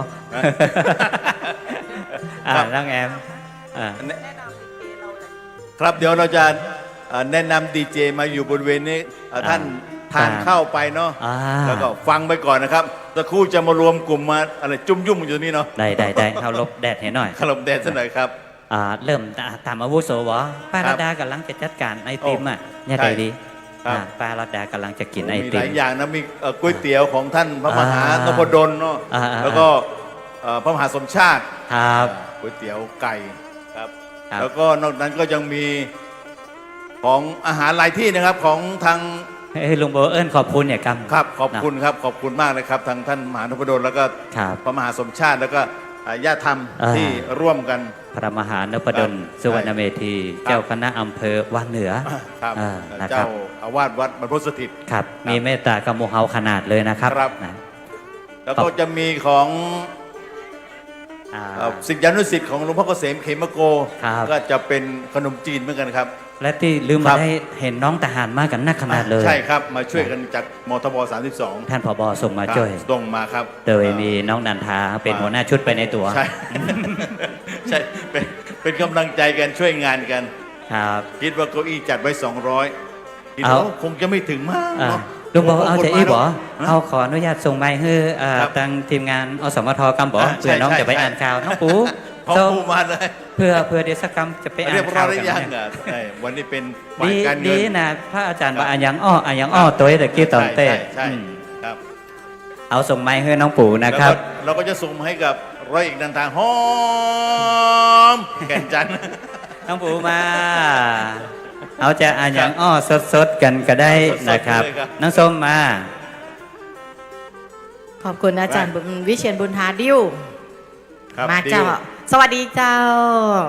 สวัสดีค่ะ เจอกันแต่เจ้าแล้วเนาะวันนี้ขออนุญาตแนะนำตังทีมงานของอสมทซึ่งนักจัดรายการเขาก็จะอยู่ในสมาคมเหมือนกันหมดเลยนะเจ้าเนาะเป็นสมาคมเดียวก็คือนักจัดรายการของจังหวัดลำปางทั้งหมดเลย แต่วันนี้ขออนุญาตแนะนำทีมอสมทนะเจ้าดีเจปูจุรีพรสารตาอันยังอ้อนะเจ้า กำลังลุกจากตัวเจ้ามาไปประเคนอยากไปจองอันอย่างก็เป็นขโยมไว้ ผมดีเจดิวครับดีเจฮุนกินข้าวลำครับ อนุพงษ์ตาจีน่าครับผม เจ้าโอมือชเปอร์สวัสดีเจ้าดีเจน้องส้มเสียงหวานเจ้า อันนี้ก็คือทีมดีเจของอสมทเขาทุกคนเลยใครฟังอสมทยกมือขึ้นนะนี่รุ่นกินเงินเดือนทั้งนั้นเลยติดฟังอสมทนะรุ่น600 700 800นะเพราะว่าอสมทคือสถานีเพลงลูกทุ่งที่คลองใจคนลำปางมากที่สุด นั่นก็คือเขาอยากจะให้เจ้าบ้านเนาะพี่น้องได้ฟังหมู่เฮาแล้วก็อย่าลืมติดตามแพลตฟอร์มออนไลน์เขาด้วยนะเจ้ามีหมดนะอันจะพอตั้งไหนได้หมด Facebook จื่ออสมทลำปางภาษาไทยเลยนะเจ้า TikTok ก็จื่ออสมทลำปางและก็ YouTube ก็จื่ออสมทลำปางนะเจ้าติดตามเขาได้ฟังในมือถือก็ได้เนอะโหลดแอปพลิเคชันไว้ในมือถือเฮาโหลดแอป MCOT ไว้ในมือถือที่มันเป็นโลโก้อสมทเจ้าและเข้าไปฟังได้เลย จะอยู่ตรงอยู่ไหอยู่นะขอมีอินเทอร์เน็ตฟังอสมทได้ทุกพื้นที่นะเจ้าน่าอย่างใดก็ขอบพระคุณทุกท่านตัวนะเจ้าจากหมู่เฮาทีมงานอสมทค่ะ ขอบคุณเจ้า ต่อไปขอพี่นันทาหอมแก่นจันทร์มาเลยเจ้า อันนี้น้องปู่ฟังสมัยเป็นละอ่อน โอ้ยอุ้ยใหม่สมัยเป็นละอ่อน เป็นละอ่อน กราบสวัสดีงามๆพ่อแม่พี่น้องทุกท่านเจ้าเนี่ยวันนี้เหมือนมาหาเสียงเลยขอบคุณน้องปูนะเจ้าทีมงานอสมทลำปางนะเจ้าเนาะต้าตองโตแต่เซ็งจริงต้าตองอู่ไทยลือวันนี้ไทยลือมากี่คนสักมาหลายคนนะหลายคนเลย แม่กับแก้ว หลายคนเลยเนาะเจ้าเนาะ ครับ ขอบคุณนะเจ้าวันนี้เราได้บุญด้วยกันเนาะเจ้าเนาะหลายท่านว่าให้ฟังแต่เสียง ครับใช่ แต่ก่อนเป็นลูกน้องลุงโบ พันโทชูเกียรติมีโฉมหรือลุงโบในทหารประชาสัมพันธ์มทบ32นะเจ้าแต่พอตอนหลังมาเปิ่นหนีละเพราะว่าเปิ่นเกษียณอายุเปิ่นไปรับเงินเดือนก่อน นะเจ้าแล้วก็เลยต้องอยู่ในประจำการต่อนะเจ้ายังเป็นทางการก็อยู่ที่มทบ32นะเจ้า เดี๋ยวนี้ผู้กองนันทาจัดรายการอยู่ที่ไหนครับ แตะกอนจัดกับน้องก้อยนะ11 โมง 1 เที่ยงเนาะ ครับ สวทลำปาง97แต่ว่าตอนหลังมันนี่ภารกิจนะกูจะนักบดายนะเดี๋ยวก็ประชุมกำลังจัดรายการเมื่อเดือ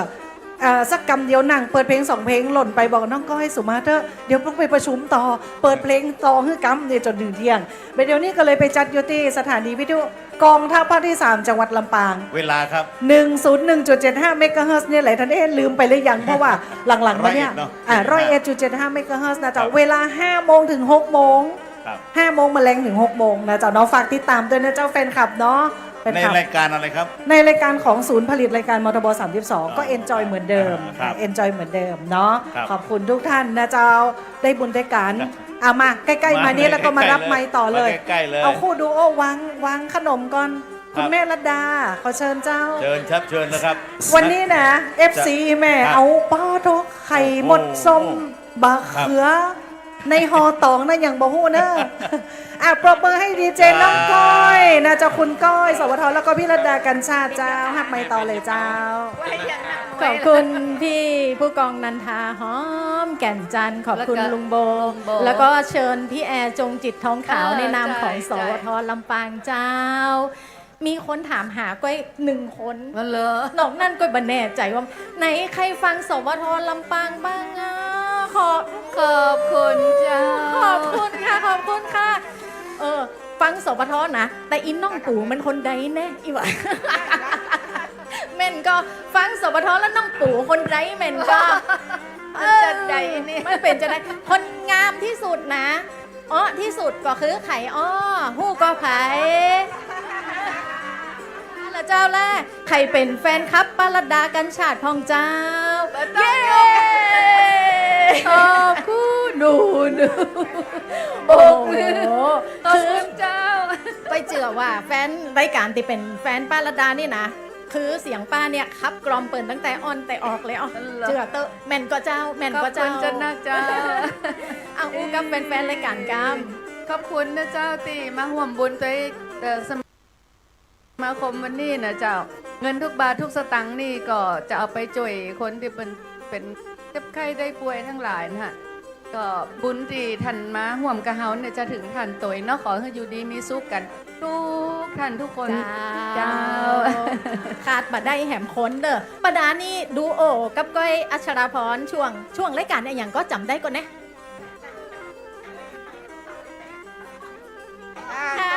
โอ้มีหน้าม้าตอบให้คนนึงขอบคุณหลายปีกัลยากรถ้าไม่ได้ปีนี่บ่มีใครตอบได้เลยในวันเดียวนี้นะ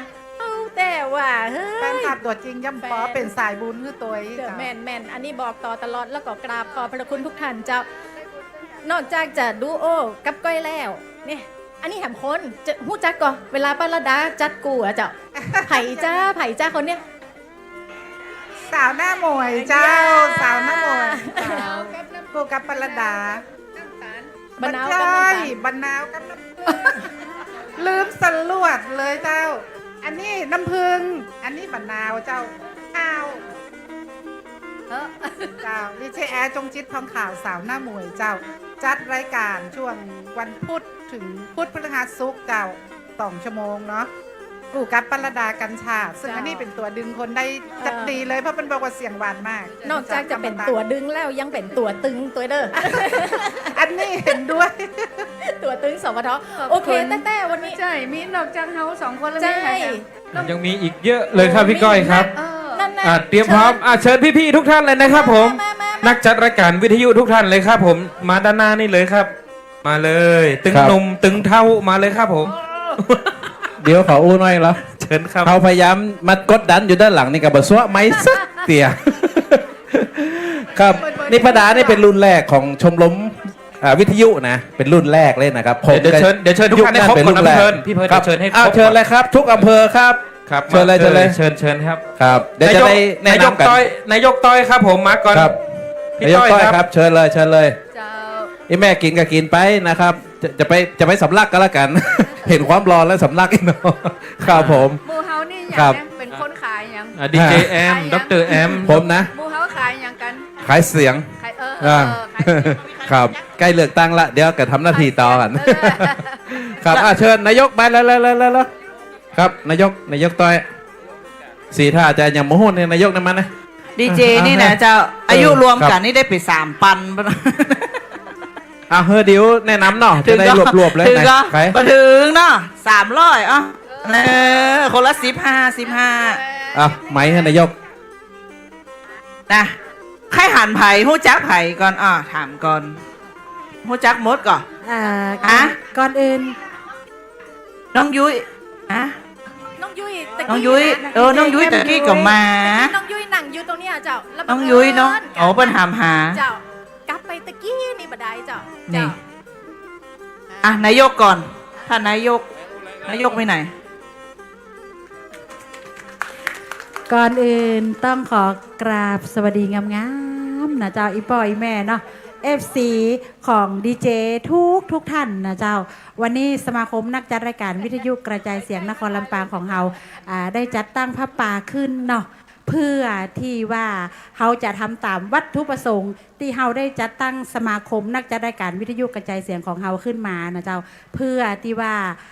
เงินที่เขาได้จากการทำบุญในวันนี้ไม่ได้ไปไหนเจ้าไม่ได้ไปไหนจะย้อนไปถึงแฟนรายการ FC ของเฮาตีเปิ่นตกตุกได้ยากพ้องเนาะตีเป็นผู้ป่วยติดเตียงพ้องหรือว่าตีเปิ่นต้องการความช่วยเหลืออย่างเร่งด่วนต่างๆเหล่านี้นะเจ้าซึ่งเป็นวัตถุประสงค์หลักของนักจัดรายการของเฮาน้องๆปีอีปออีแม่ทุกคนมีส่วนร่วมในกันตรงนี้หมดได้บุญด้วยกันนะเจ้าได้บุญด้วยกันและวันนี้ถ้าหากว่าโรงทานหรือว่าอาหารการกินมันบะกุ้งบะปอจะได้ขอสมาอภัยมาหน้าที่นี่ตัวเองนะเจ้าเพราะว่าเขามาร่วมทำบุญเนาะมาร่วมทำบุญแต่ถ้ามีงานแบบอีกสายหนึ่งเดี๋ยวเขาก็อาจจะเชิญอีปอยแม่พี่น้องของเขาทุกท่านเลยนะเจ้ากราบขอบคุณมาหน้าที่นี่เป็นอย่างสูงแล้วก็หวังอย่างยิ่งว่า ปีต่อไปเขาจะได้มาร่วมทำบุญกันแบบนี้อีกนะเจ้าขอบคุณจัดนักเจ้าแนะนำเลย นายกสมาคมชยุตราแสนสุยะเนาะแต่จะรายการนี่ดีเจสาวต้อยบ้านย้อยตรงเจ้า FM 100 MHz CR Radio เจ้า ครับขออนุญาตแนะนำตัวผมดีเจเพลินลายแก้วครับดีเจน้องใหม่ครับกำลังฝึกจัดรายการปี2532 นี่มาได้ฮะ จะ30 ปีแล้วอยู่มดละ101.75อสมท97เกือบทุกคลื่นนะครับปัจจุบันนี้ก็สุกปีกนะฮะนายกเขาสาวต้อยครับผมจัด8 ถึง 10 โมงนะครับมีอย่างกับสวัสดีบอกเก่าช่วยเหลือก็ได้ขอบคุณครับไอเพลินลายแก้วเจ้าปีก้อยแหมกรรมเอาทีละคนเลย สวัสดีเจ้าก้อยอัชรพรปวงจันทร์นะเจ้าสวทลำปางเจ้าฝากไว้ในอ้อมกอดตัวนะเจ้าเน่แน่เบิ้ลมาหาเสียงกันนะวันนี้นะกำนี้นี่เพื่อจะหมุนขึ้นว่าจะเป็นฟังขึ้นไหนป้าดาเอาแขมกรรมป้าดาแนะนำการป้าดาจัดกี่โมงป้าดาบอกแล้วกายจัดกี่โมงป้าดาหาลูกค้าก่อน จะจัดอยู่กันน้องก้อย2 คนก็ตอน8 โมงถึง 9 โมงนะเจ้าสวทลำปาง97 เมกะเฮิรตซ์เนาะแล้วก็จัดกู้กับน้องคนงามน้องแอร์เจ้าอันนี้3 โมงถึง 5 โมงวันพุธพัดศุกร์เนาะ3 วันเจ้าขอบคุณติดตามกันตลอดเนาะขอบคุณเจ้าวันนี้ปะตัวกันเป็นปกติได้ยินกันในวิทยุหาปิอาจารย์วิเชียนเจ้าอาจารย์วิเชียนบุญทาแต่แล้วยึดใหม่ตั้งแต่เจ้าแล้วแต่ยังไม่ได้แนะนำตัวเก่าเป็นทางการเนาะผมอาจารย์วิเชียนบุญทานะครับนักจัดรายการวิทยุอิสระแต่ประเดี๋ยวนี้ไปอยู่กับน้องปู่นะครับในช่วง เจ้าวันเสาร์ที่อสมทลำปางประมาณ8 โมงครึ่งเนาะขอบคุณโมเฮาคู่คนเนอร์รุ่นกินเงินเดือนทั้งนั้นเลย รุ่นแฟนพันปอม อาจารย์วิเชียนไล่ตัวตันหนากำลังไล่ตัวมานี่แล้วเนอร์รุ่นกินเงินเดือนอย่างน้องปู่ว่าขอบคุณครับน่าพอละข้ามได้จะใดเดี๋ยวต้องมาตั้งเพลงก่อนเดี๋ยวได้ไปไล่ไปเฮ้มาตั้งเพลงก่อนลุงโบแนะนำตัวหน่อยลุงโบแนะนำไปหรือยังโอ้แม่นก็ลุงโบแม่นก็ใจกันเนาะชายหนุ่มในร่างแก่ครับป้าหลวงเอียดกี่ เดี๋ยวเราจะจบกันเวลากันประมาณสักกี่โมงแต่ลุงโบจะจบตอนเที่ยงครับบ้านไกลเวลาน้อยกิ๊กคอยดอยกระชันครับ พี่น้อยเจ้าพี่น้อยนาดีเจน้อยนาสวัสดีเจ้าเยาวราชพรหมขันธ์เจ้าจากป๊อปลีโอ 88.75 แถวหลวงพ่อเกษมเจ้าเป็นผู้บริหารก็สั่งการอย่างเดียวเจ้าบ่ได้จัดรายการเนาะขอบคุณมากมายเลยนะเจ้า2 ท่านนี้แนะนำหรือยังแนะนำแล้วเนาะอันนี้ใครก็น้องปูแล้วนี่เหรอพอดีๆนะหุ่นอย่างเดียวกันเห็นนี่แหละสวัสดีครับผม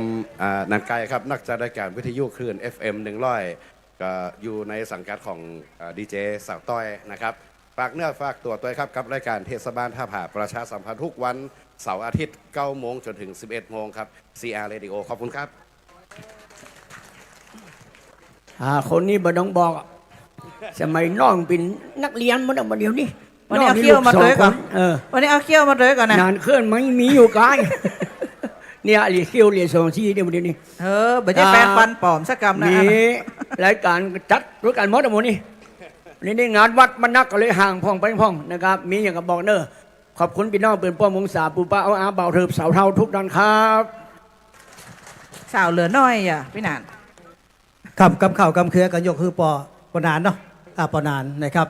ก็สวัสดีครับกับผมดีเจปินันเสมครับคลื่น 96.75 อยู่ที่ตุงกวาวนะครับ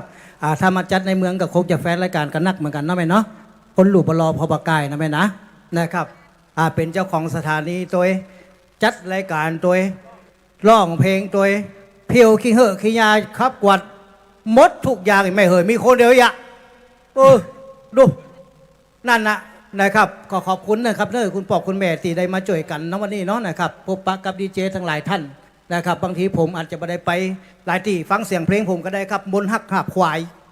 จังจอใจเดี๋ยวเปิดมันครับตั้งตีไหนในเมืองก็ขอได้ทุกคลื่นนะครับคิดถึงน้องดาแม่กาลาควาย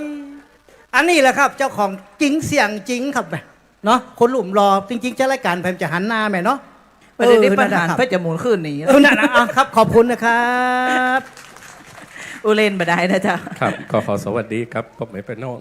บ้านเฮานะครับวันนี้ตื่นเต้นนะครับเป็นดีเจสมัครเล่นยูตีวิทยุขนแม่เมาะ 90.5 แม่เมาะนะครับท่านใดที่คลื่นไปบ่ถึงอยากจะไปฟังแม่เมาะเชิญนะครับของผมจัดรายการในช่วง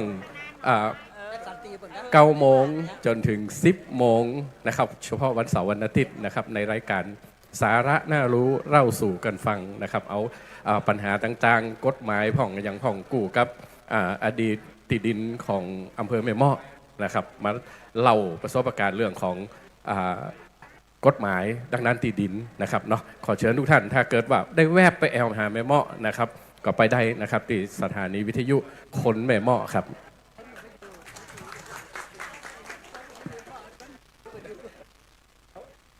สวัสดีเจ้าน้องเรนูนุชนิยมมาจากสถานีวิทยุคนแม่เมาะนะเจ้าในช่วงของรายการอู้จ่าภาษาบ้านเฮาเจอกันทุกวันจันทร์ถึงวันศุกร์9 โมงเจ้าจนถึง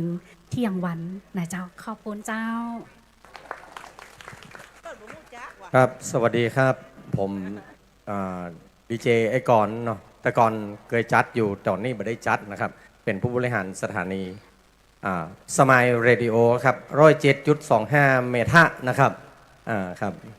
ใครเป็นแฟนดีเจเอกราชพ่องนี่เนาะนะครับนี่ก็ติดตามกันได้นะครับฝากไว้เตือนกันแล้วกันครับสำหรับเมทะนะครับครับ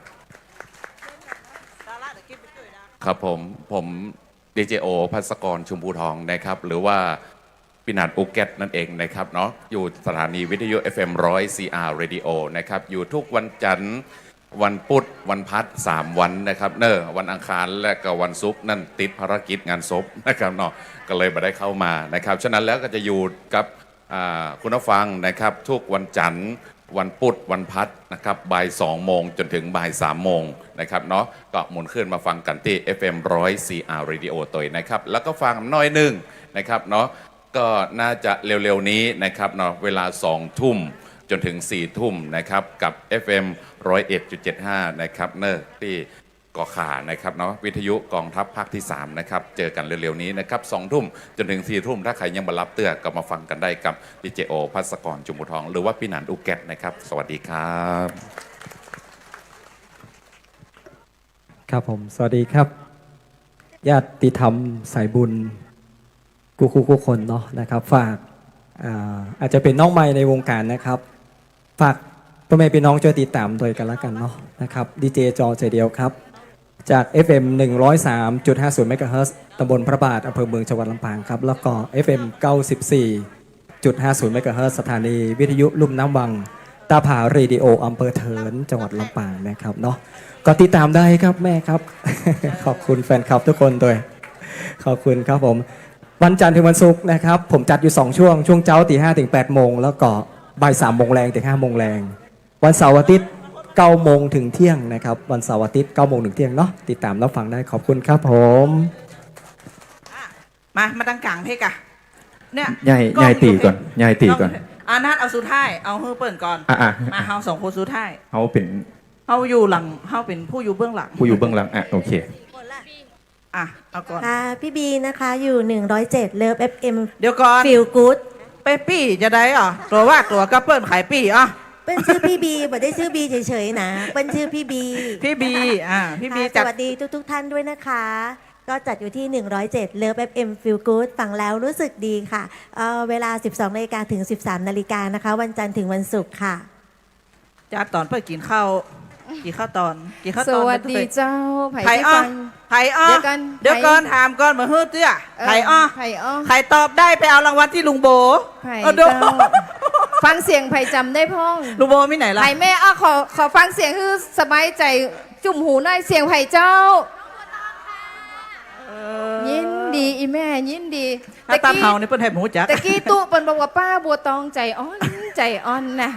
ป้าบัวตองขนาดละกินข้าวบนลงเลยบอกว่าพี่บัวตองแล้วจำได้ขอบพระคุณจัดนักนะเจ้าข้าเจ้าเป็นเจ้าหน้าที่สถานีวิทยุตำรวจภูธรภาค 5จังหวัดลำปางแล้วก็มาช่วยลุงโบซึ่งก็มาช่วยในนามของสมาคมนักจัดรายการวิทยุกระจายเสียงนครลำปางเจ้ายินดีที่ได้มาปะแม่คือเวลาเขาฟังเสียงกันเขาก็บอกว่าเขาเป็นจะได้นะแม่เนาะ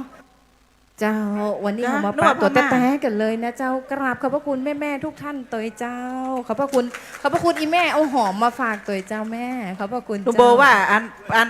FC เอา ไป กล้ ปะ วยมาฝากตัว ไป ฮะ FC ไปปะตุกาด้วยพม่าอีกอะ โอ้ยเดี๋ยวก็ว่าเป็นพม่าเดี๋ยวก็ว่าเป็นคนต่างชาติ เหมือนก็แม่เหมือนพม่าก่อนมาเหมือนนะแม่เนาะ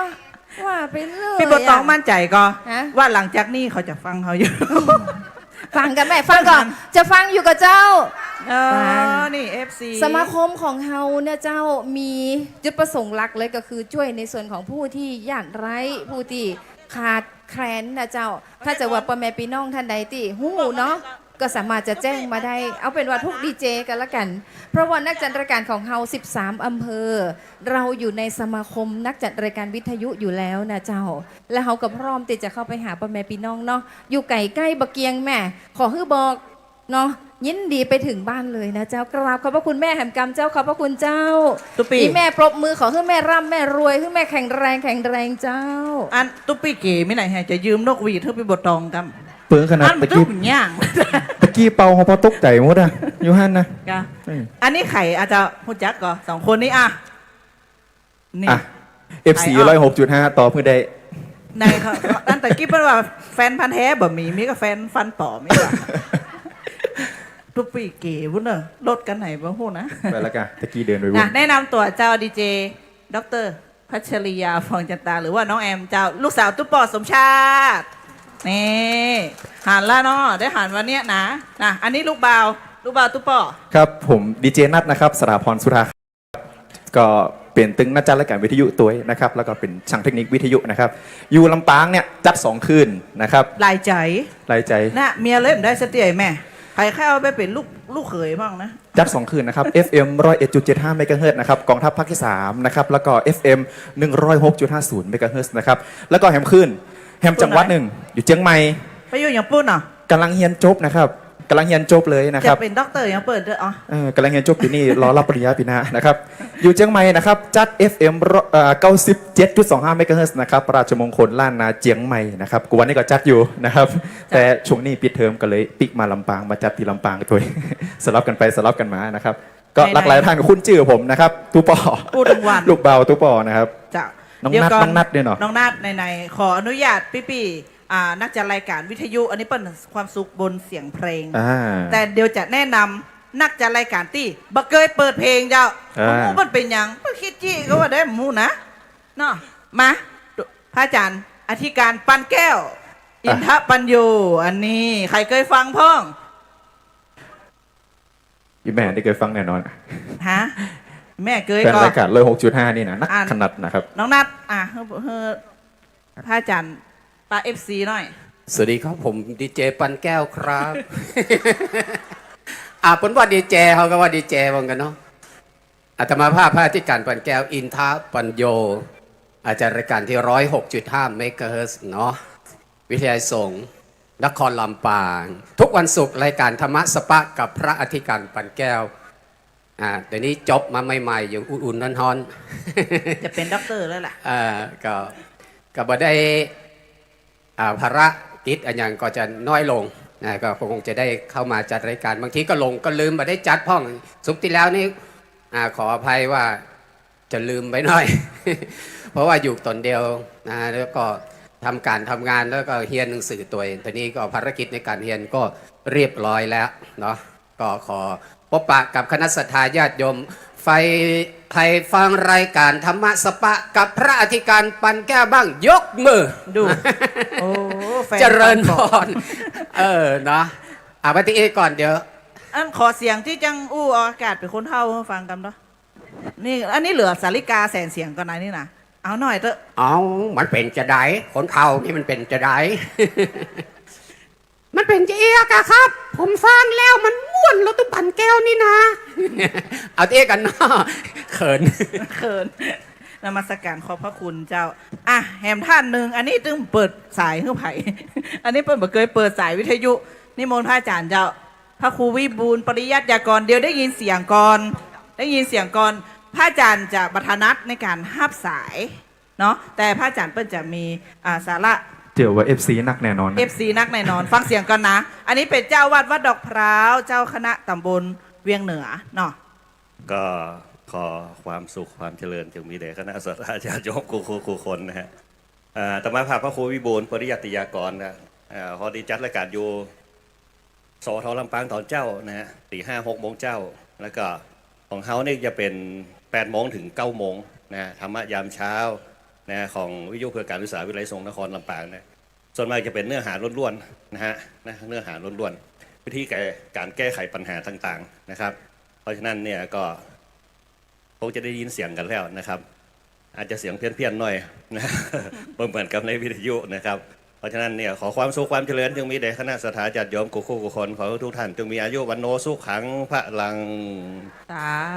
ธุเนาะอันนี้พระเอกเขาจะเอาไว้ตอนท้ายตุปี้มาเพก่อนฟังเกี่ยวแต่มากะมาเพก่อนนะมาเพก่อนมาเพก่อนฟังเกี่ยวได้อะมาป้า FC ก่อนมาป้าแบบตะกี้เป็นทางการล่ำไปหรอนั่งบนธรรมะเปิ้ลว่าทำมาดเนาะขึ้นไปปุ๊บกับแปลงมาดเลยอีหวัง ว่าเป็นเลย เราขวนก็มีเนี่ยนะตุปี้มาเพก่อนใจอีแม่เปิ้ลจะฟังไว้กี่ข้าวนะกี่ข้าวหรือยังเจ้านะมีตึงยังมีตึงกินแล้วเนาะยังไม่ได้กินแล้วนะที่จะไปแล้วนะ เดี๋ยวมันบอกว่าวันนี้ไข่บะแห่พระป่าไข่บะฟ้อนเดี๋ยวงวดหน้าบะถูกหวยว่ะพี่ก้อยนำฟ้อนเลยนะ อ่ะตุ๊ปี้หั่นเกี๊ยวหมากแล้วนะมาแล้วเด้อ อันนี้ของแต่ถ้าเกี่ยวหมากนะอีเมนเนาะ ขอข้าวสักหน่อยเด้อขอซอแหมสักหน่อยก็ได้นะ จริงๆเท่ากับถ้าป้าในรายการเราก็จะเป็นรายการข่าวเนาะอีปอยเมนเนาะไปพักห้องหลังลุงฮักกินหนังลูกจังกินดุกไปพักห้องเอาไปจะเอานักก่อนเนาะไปให้ตะคืนไปให้ ให้ใหญ่ยังเนาะอีปอยเมนเนาะเป็นบทประพันธ์ของอัตมาภาพที่อู้ตลอดอีปอยเมนเนาะเป็นบทประพันธ์ที่เขียนขึ้นมาพลิกแพงตามอารมณ์ของอัตมาภาพเนี่ยถ้าว่าเป็นไปได้อย่างอัตมาภาพได้โอ้ให้อีปล่อยแม่ฟังน่ะอัตมาภาพได้เขียนประวัติหลวงพ่อเกษมปนานติบจ้างหลายๆอย่างอันนั้นเป็นซ้อนะอีแม่เป็นซ้อเป็นอันอย่างน่ะถ้ามีโอกาสจะใครบันทึกเสียงไว้อีบัดได้หลายคนก็ถามว่าพระอาจารย์ยังบันทึกเสียงหรือว่าช่อง YouTube ตอนนี้กำลังคิดจะแปลงช่อง YouTube อีแม่เนอะละอ่อนกำลังมาพอดีแหละวันต่อไปเขาจะได้ฟังนี่ถ้าเข้าไปในช่อง YouTube จะได้จะได้ฟังคลิกเข้าไปหรือว่ากดเข้าไปเสน่ห์การลงจะปะคำนี้นะอีปล่อยแม่จะได้หายคิดถึงวันนี้7 วันเขาปะกันเตือนเนาะ7 วันปะกันเตือนกะคิดถึงกันเอี่ยมันได้จะออกฝั่งกันล้ออยู่เอ็นเถอะแล้ว8 โมงเนี่ยผมออกนะ8 โมงวันการนี่ตึ้มแต่วันการเนี่ยเป็นวันที่ถ้าว่ามาตัดวันเสียนี่คนจะเต็มแวดอีแม่นะตั้งแต่6 โมงนะคนจะเต็มวัดอย่างมันจะติดตามตลอดฮะอยู่เจโฮมโยมแม่เสน่ห์การลงนี่ตัวแต่เสียงแต่เนาะ เตะบันซ้ายกับไปแม่ส่วนมากเป็นนักเตะตั้งแต่อายุ15ละเอามาได้ใจน้ำแฝงน่ะเป็นกับใครหูจัก ถ้าว่าเป็นข่าวเป็นเครือเนี่ยอาตมาภาพไก่โอหรือว่าการสนทนาคืออีปล่อยแม่ฟังเนี่ยเป็นพันห้องว่าเป็นการจักเอาของบักเก่ามาโอเอ็น่ะปันว่ายังว่ากำจ้อยกำซอกำอย่างกะเขียนไว้นักอยู่ตุ๊กอีแม่ฮะตุ๊กเก๋ไปไหนตุ๊กเก๋พอดีหยาดเปิ่นเสียอาจจะปิกไปตะกี้ ถ้าว่าเป็นกำข่าวกำเครือกำจ้อยนี่กับมีไว้นะอีปล่อยแม่นำไปได้เอาหนังสือมาตะกี้นี่โยตะวานี่โยมแม่อย่างก็ปั่นโทรไปว่าขอป้อนปีใหม่ให้อีแม่เต็มเตะปีนี้อัน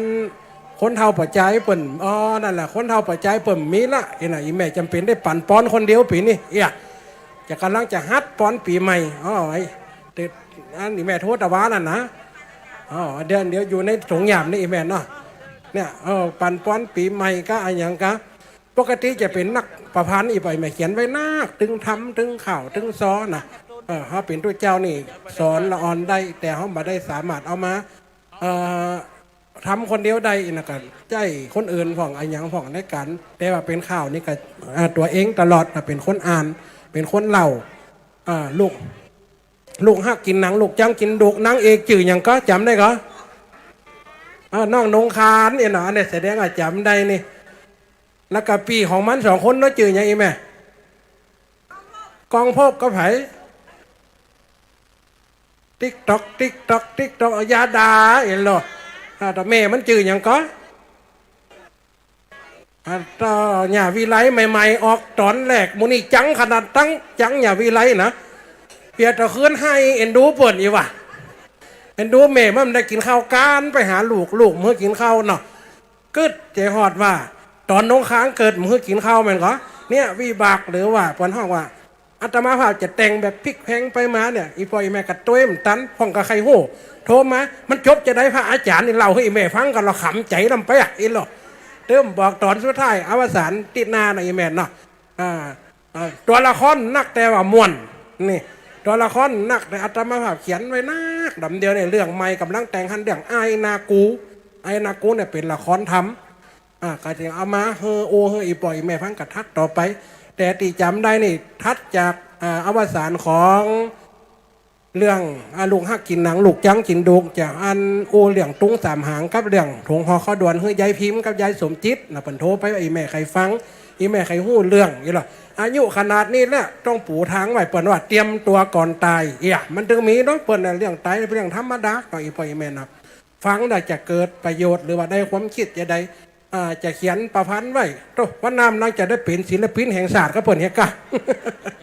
ผลงานหนักเกินนำเดี๋ยวนี้นะคนดีเจเนาะครับผมครับ นั่นเสาหน้ามันก็จะอวสานนี่ติดหน้าจะอวสานกันขนาดนั้นเอาต้องติดตามฟังมาได้ต้องอุบไว้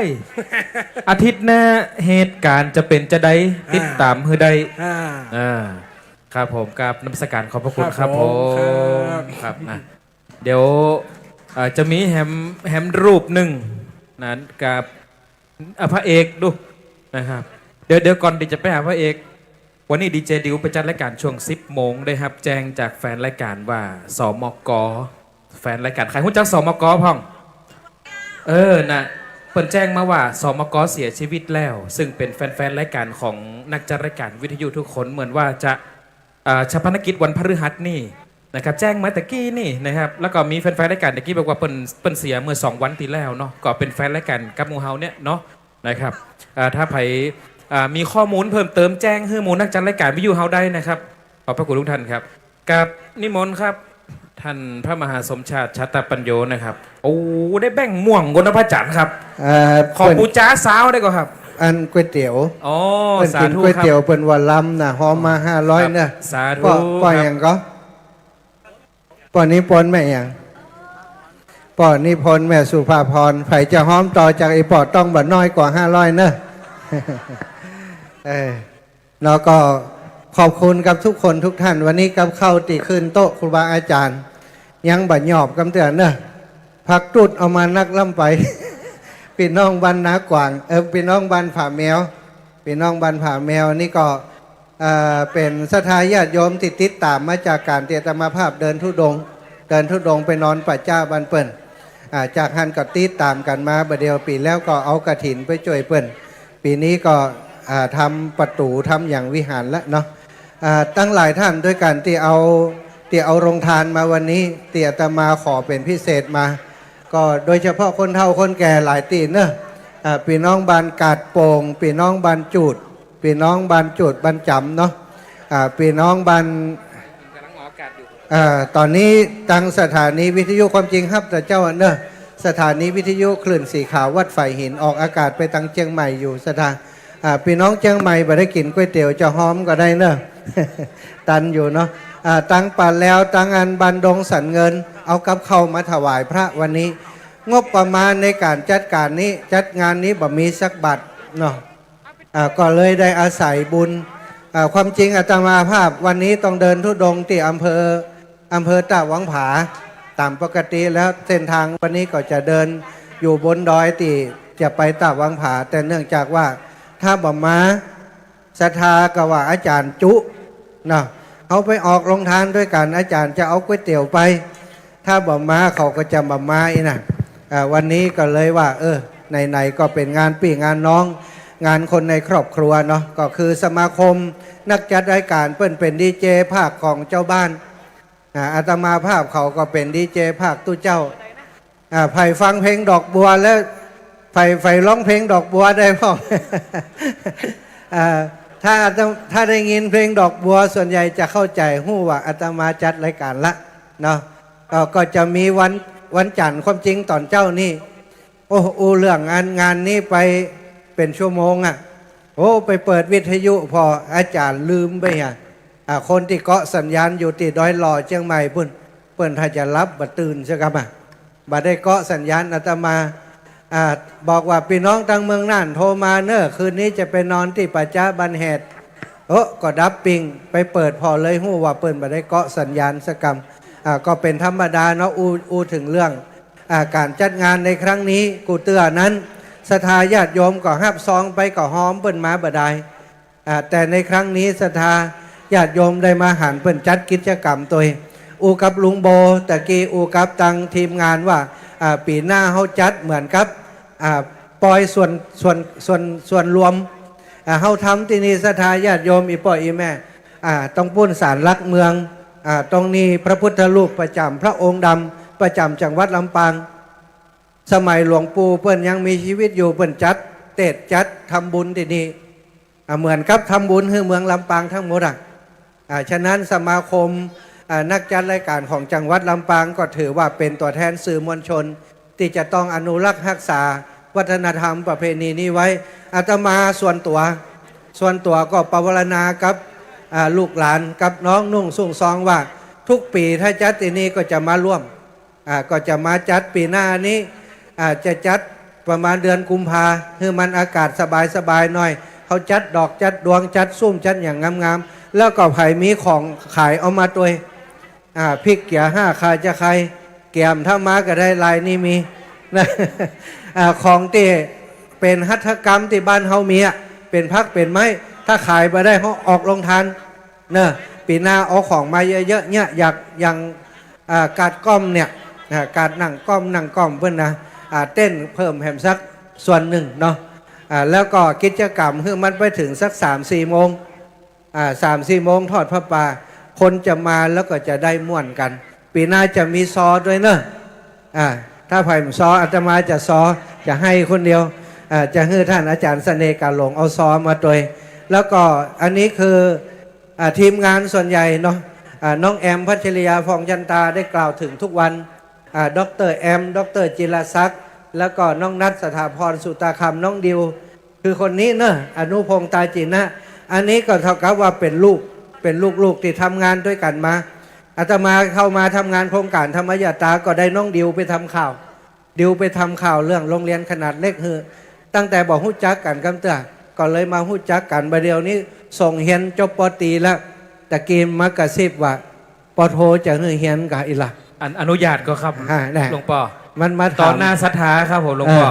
ประเดี๋ยวนี้จะต้องให้ลูกสาวเช็คแหมกรรมถ้าความประพฤติดีทรงอยู่เนาะดร.เนาะอันสมัครป.โทต่อเลยนะครับดร.แอมถ้าความประพฤติดีนี่ทรงอยู่ป.ตรีประจำผ่านนะศรัทธาเหยไปเฮียนผ่องมาเฮียนผ่องทำข่าวไปไหนบ่ฮู้เพิ่นลึกประเดี๋ยวนี้เปิดฮื้อจบละปีหน้าก็เดี๋ยวฉลองจะบอกฮื้อเนาะฉลองยังพัดยศนี่บอกครับได้จะไปฉลองวัดบรรพตพุ่นนะจะเอาพักตุ้ดเนี่ยไปเป็นกับข้าวเลี้ยงศรัทธาแขกพี่น้องเอาขอน้ำพริกดำนะครับหลวงพ่อน้ำพริกดำเนาะก็อันนี้ก็คือทีมงานดูแลกันเป็นครอบครัวศรัทธาอย่างศรัทธาญาติโยมตีหอมอาตมาอันหอมทั่วไปแล้วแต่อาจารย์จะเอาไปเนี่ยอย่างบางคนเปิ้นบอกว่าทำบุญตามอัธยาศัยตะกี้มีหันคนเขียนมาทำบุญแล้วแต่ใจอาจารย์ เปิ้นถ้าจะนึกว่าออกเปิ้นว่าแล้วตามใจอาจารย์ว่าอันเนี้ยก็ตามอัธยาศัยศรัทธาอีป่อยอีแม่ทั้งหลายวันนี้อาตมาได้หอมตามใจอาตมาติศรัทธาบอกคือหอมกับสมาคมนี่5 ปันสาธุเฮียสาธุได้บุญโดยหมดเนอะตีหอมอาตมามากูเตือนนั้นอาตมาไปหอมฮื้อ5 ปันบัจเจตังของตัวเก่าสักบาทแต่ว่าจื่อตัวเก่าเพราะว่าเป็นคนเอาไปหอมเนาะเขาหู้จะจดจื่อไผ่เขาก็เก็บไว้คน10 คน20 คน 100ก็ไปหยอดให้เพิ่นวันก่อนไปหอมตีอันทำฝ้าเพดานตีเมืองน่านหลวงพ่อเปิ้นมีฝ้าเพดานยังบ่ได้ทำกำเตือ 3,200 แผ่นแผ่นละ100โอ้ไปพอแล้วไหมเปิ่นงามแล้วก็มันมีประโยชน์เปิ่นเป็นหอประชุมใหญ่ก็เลยไปฮับเป็นเจ้าภาพแต่เปิ่นได้อยู่10 แผ่นมีตังค์มาอันเดินทุดงไปเปิ่นจอมสาวจกพอนับพอตึงใบสาวตึงเหรียญ10มีอยู่ปันหนึ่งเอาให้หลวงป่อไปประเดี๋ยวนี้ศรัทธาญาติโยมที่หอมตะกนไปก็เกือบจะ5 ปันละเกือบจะ5-6 ปันที่เปิ่นหอมสมทบเรื่องผ้าเพดานไปที่ไหนก็ทำบุญเพื่อศรัทธาญาติโยมเนอะอันนี้อาตมาภาพก็ต้องขอบคุณกับทุกคนที่เอาหงตาลมาที่หอมตะกี้ตัวป่อนั้นก็ลวดลืมจื่อไปเหียนะป่ออย่างก็ป่อภูมินก็ป่ออย่างจะตะกี้ทำไปไหนกำเถิดจดให้อาจารย์กำเนอะ500ก่อนนะเนี่ยจดให้อาจารย์กำเนาะภัยจะหอมแหมเพิ่มเติมเดี๋ยวไปปะกันเนอะแม่จะหอมตัวครับฮะ510 บาทนี่แม่ขอ510 บาทโอ้ก๋วยเตี๋ยวได้แล้วเนอะก๋วยเตี๋ยวได้แล้วเนอะแม่ก้าก๋วยเตี๋ยวจมตะวันแล้วอาจารย์ตั้งปอวันผูกคอนอีกอดบันไดตัวเจ้าเพื่อจะนอนท่านโทรไปอาจารย์จะตั้งปอกาลูกจิ้นว่าเดี๋ยวก่อนวันผูกแม่หมอละจดเฮือจิมเดี๋ยวจดจืดแม่ทิติยามณีเศรษฐาโอเคเนาะอาตมาภาพขออนุญาตปั่นปอนเนอะปั่นปอนหน้าหมู่นี่ศรัทธาปั่นปอนกับทุกเรื่องทุกราวที่หมู่เฮาได้มาที่นี่แล้วก็ได้ร่วมบุญร่วมกุศลกับตั้งสมาคมเพื่อนตัวแล้วก็ร่วมบุญเป็นกับก๋วยเตี๋ยววันนี้ถ้าบ่มีก๋วยเตี๋ยวชุดนี้ก็นักหนาเหมือนกันนะเนาะได้ก๋วยเตี๋ยวแล้วก็ถ้าบ่ปอเดี๋ยวก็ไปเอากาดนี้เนาะบัดเดียวได้มานี่แหมปันหนึ่งละ อุ่นใจแล้วเนอะฮับปอนเนาะขอความสัสดีจงมีแก่ศรัทธาทุกคนทุกท่านอาตมาภาพได้สมาทานธุดงควัตรปฏิบัติธรรมปี 2568 ตั้งแต่วันที่ 19จนฮอดวันนี้ขณะนี้นะได้มาร่วมกิจกรรมกับสมาคมนักจัดรายการของจังหวัดลำปางในงานทอดพระป่าสามัคคีทำบุญอุทิศให้กับ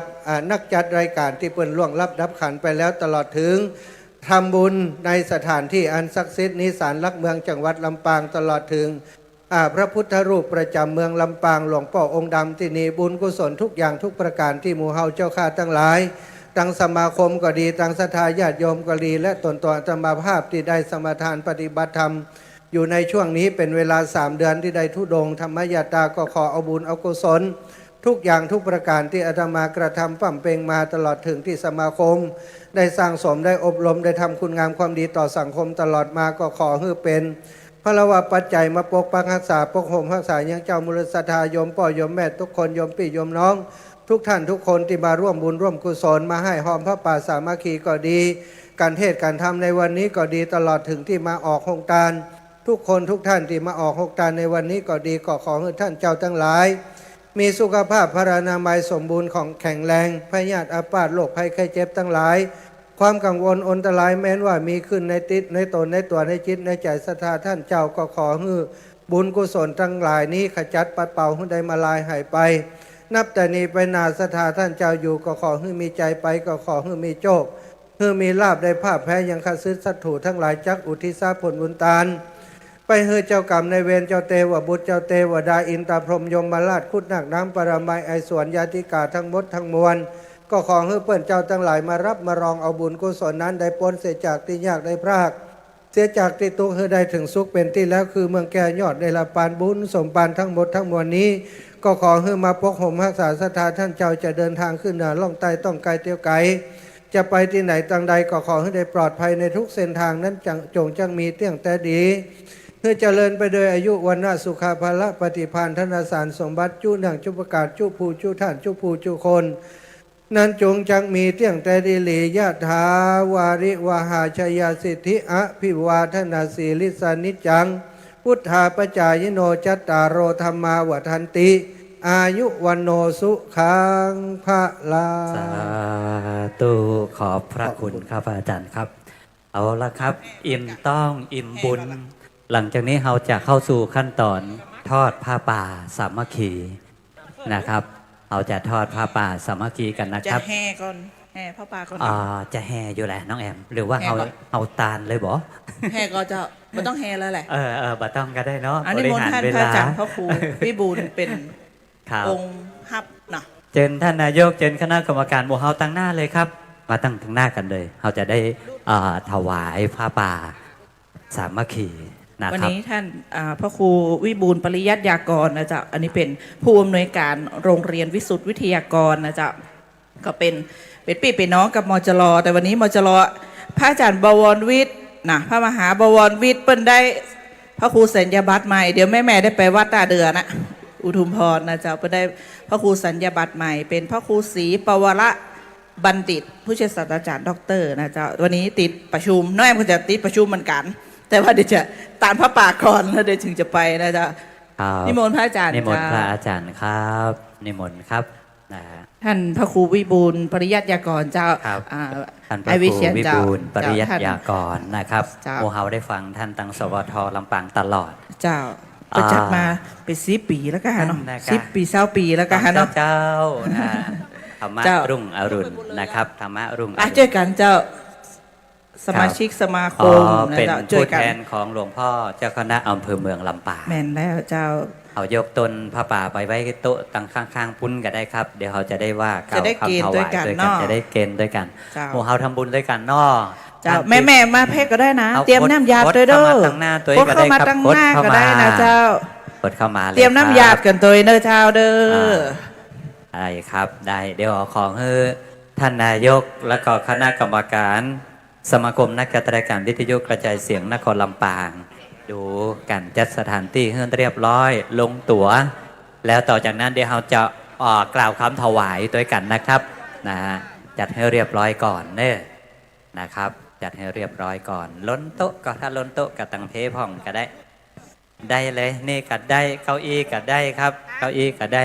ถ้าไผ่ไวโอ้ยก็มาตั้งเพถ้าไวโอ้ยก็มาตั้งเพนะฮะลูกก็โอ้ยนั่นนะเดินครับ ไวโอ้ยทั้งหลายนายกต้อยมาเพ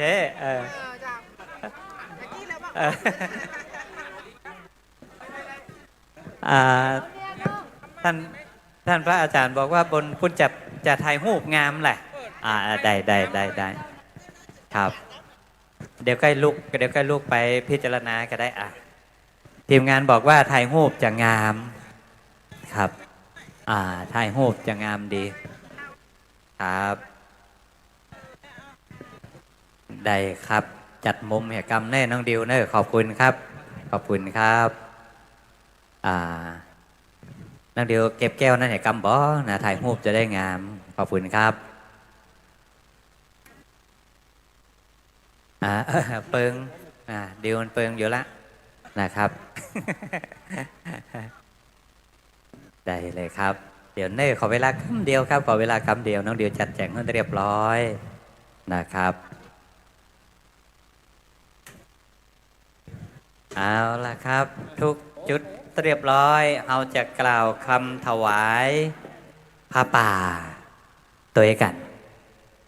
โดยขอเชิญหมู่เฮาว่านะโมพร้อมกัน3จบก่อนนะครับนะโม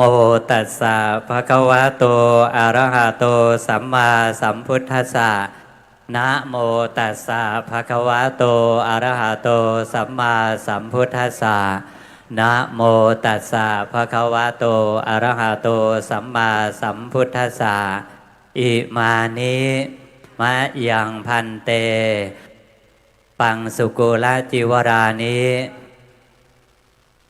สัปปริวารานิภิกขุสังฆสาโอโนชยามะสาธุโนพันเตภิกขุสังโฆอิมานิปังสุกุลจิวรานิสัปปริวารานิปฏิคันหาตุอัมหากังทีคารตังหิตายะสุขายะข้าแด่พระสงฆ์ผู้เจริญข้าพเจ้าทั้งหลายขอน้อมถวายซึ่งผ้าบางสุกุลจีวร พร้อมทั้งบริวารทั้งหลายเหล่านี้แด่พระสงฆ์ขอพระสงฆ์ได้โปรดรับซึ่งผ้าบังสุกุลจีวรพร้อมทั้งบริวารทั้งหลายเหล่านี้เพื่อประโยชน์เพื่อความสุขแก่ข้าพระเจ้าทั้งหลายตลอดกาลนานเทินสาธุครับหลังจากนี้นะครับขอนิมนต์พระอาจารย์ได้โปรดเป็นองค์พิจารณาครับ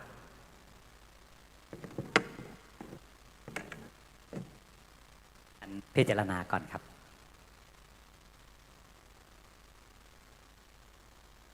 เดี๋ยวพระอาจารย์พิจารณาเสร็จแล้วติ๊กไปนั่งที่เดิมท่านนายกและคณะกรรมการและหมู่เฮาจะได้ยกต้นผ้าป่าประเคนถวายต่อไปหลังจากนั้นพระอาจารย์ก็จะอนุโมทนาและก็จะได้กล่าวอนุญาตนะครับคืนต้นผ้าป่าให้กับหมู่เฮาต่อไปนะครับหลังจากนี้ขอเชิญนะครับท่านนายกนะฮะนายกต้อยลุงโบหมู่เฮาช่วยกันยกประเคนถวายได้เลยครับลุงโบน้องแอร์คณะกรรมการครับช่วยกันได้เลยครับน้องเพลินนะพอประเคนเสร็จแล้วเฮาก็ย้ายไปไว้ทางข้างเพก็ได้ครับเพราะว่าด้านหน้าจะพระอาจารย์จะได้ว่างด้านหน้าพระอาจารย์จะได้ว่างนะครับครับช่วยกันนี่คือผ้าป่าสามัคคีสมาคมนักการรายการวิทยุกระจายเสียงนครลำปางริเริ่มแล้วก็เอิญเจิญจวนพ่อแม่ทุกท่านนะครับพุทธศาสนิกชนทั่วไปมาร่วมกันทำบุญโดยมีวัตถุประสงค์อย่างที่ทราบก็คือว่าเราจะนำเงินรายได้ส่วนนี้แหละไปดูแลคนที่ป่วยคนที่ติดเตียงคนที่ทุกข์คนที่ยากนะครับต่อไป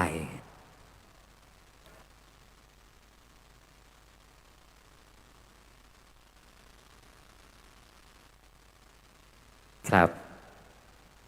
ขอบคุณนายกต้อยและก็หมู่เฮาคณะกรรมการทุกคนนะครับหลังจากนี้เดี๋ยวพระอาจารย์จะปั่นปอนแล้วก็กล่าวอนุญาตหมู่เฮาต่อไปครับ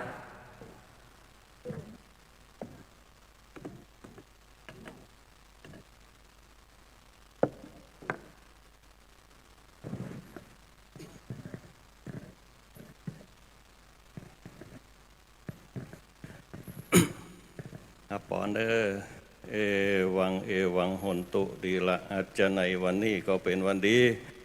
สลีสุภาพมังคละอันประเสริฐล้ำเลิศยิ่งกว่าวันและยามทั้งหลายบัดนี้ไม่มีคณะมูรสถาสมาคมนักจัดรายการวิทยุพร้อมโดยคณะสถาญาติโยมทั้งหลายได้น้อมนำมายัง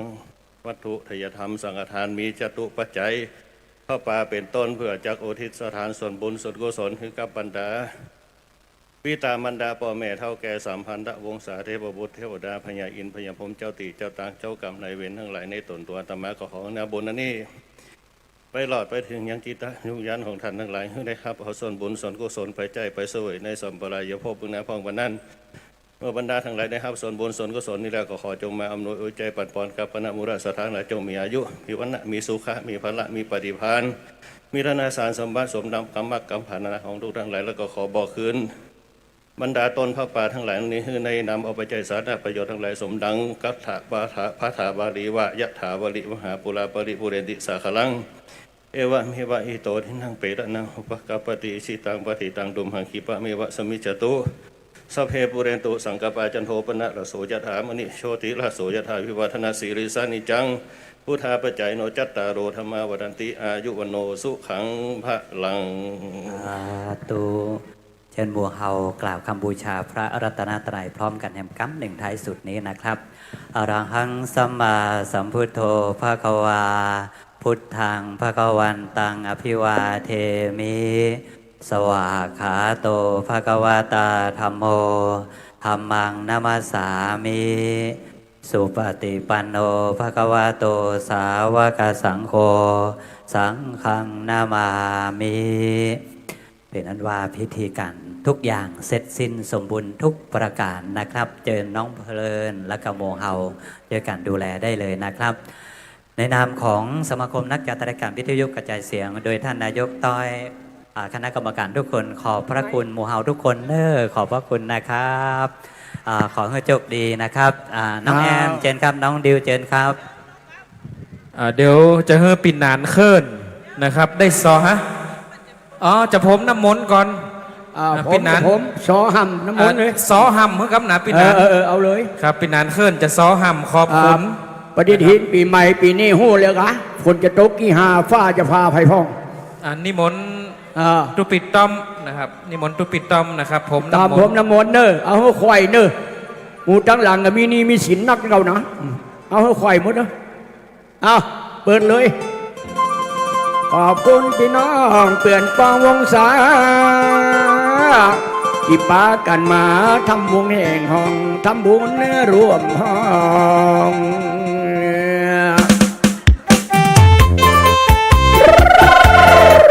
ผมมาช่วยเนอะอันนี้ตัวแต่นะนี่นะตัวแต่นะยกมือวันตาครูบาอาจารย์ให้ยันเย็นกันได้เนอะพอน้อยพอนานเนอะเบาเถิมสาวเท่าวันนี้วันบุญปากันแต่เต้าขอบคุณเนเจ้าตานพระป่าสามัคคีมวดนานีเนอคือเป็นเศรษฐีวันนี้โชคดีรวมบุญเจ้าค่ะแม่เอาลำมาปังเสสองเด็ดคือเด็ดมากันพร้อมหน้าบรรดาสูงปู่ป้าลุงพร้อมกันทั่วบ้านปีนายมีครั้งถึงบะยอนบะยานน้องต้อยของเฮาฟ้านตัวเอียวกับมีแค่ฟ้อนไปอาจารย์สมชาติมาดแมนดีลีเป็นปาลามีห่วมกันเจ้าค่ะครูบาอาจารย์ดีเจเพียบพร้อมโอ้มาเตอะมาเติกเมื่ออินกันตัวไผ่ตัวมันร่างกายผู้ทวนลุงโบกบัวตางพุทธผ่องลูกดวนเอาการเจอรถได้ไง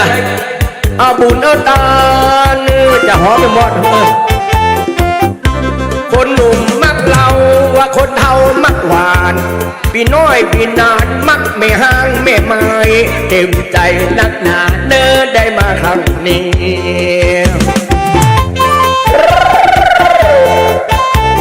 งวดหน้าเนี่ยนอนเนื้อ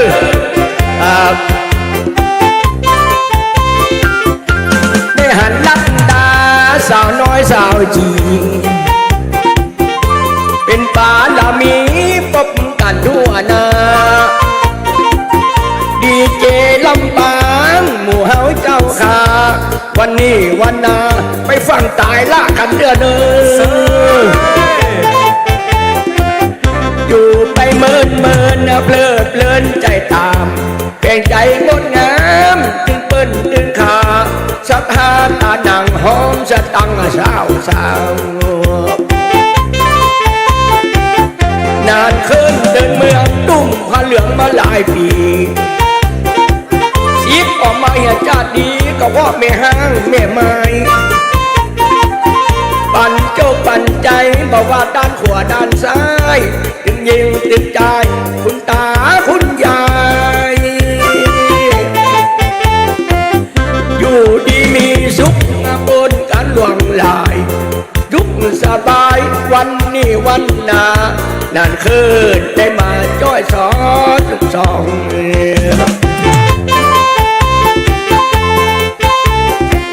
อวะป่าเห็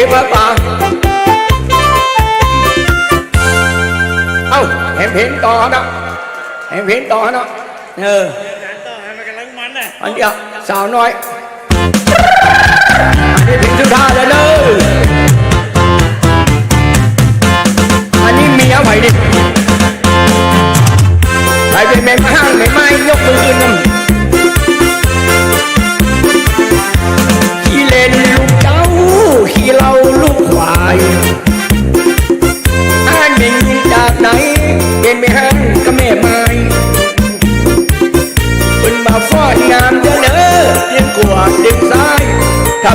ก่ไม้นั่นเกินจะบอกไอ้เลิฟยู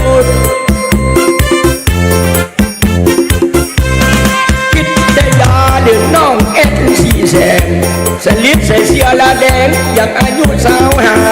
มวนหูมวนตานักเทวดาวสอนไปหดน้ำมนต์จากทุกบ่อเฮียนาหดน้ำมนต์เลยเด้อจะมีปัญญาโจกมางวดนาปันโจกปันใจเธอหมู่เฮาเจ้าคาให้หลงแม่บ้าอยู่ดีดีคุณพระคุณเจ้าได้ปกปักรักษาหลวงพ่อทำนี่นะยกมือสาวไว้มาปอมาก่อยเดินหน้าบัวลอยนาดนอง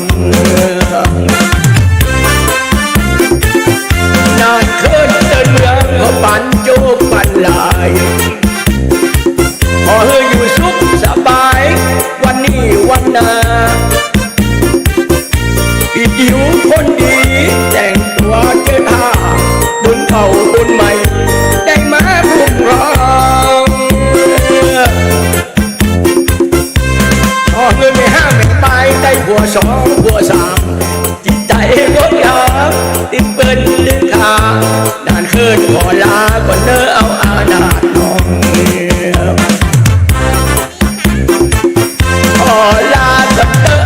นานคืนเปล่าจีนานเมียบ่มีหากินกับตัวเจ้า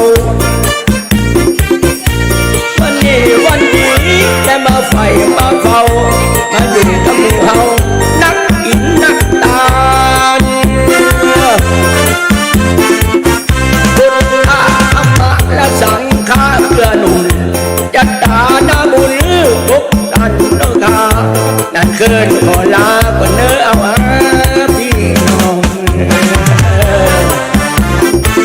พอแล้ว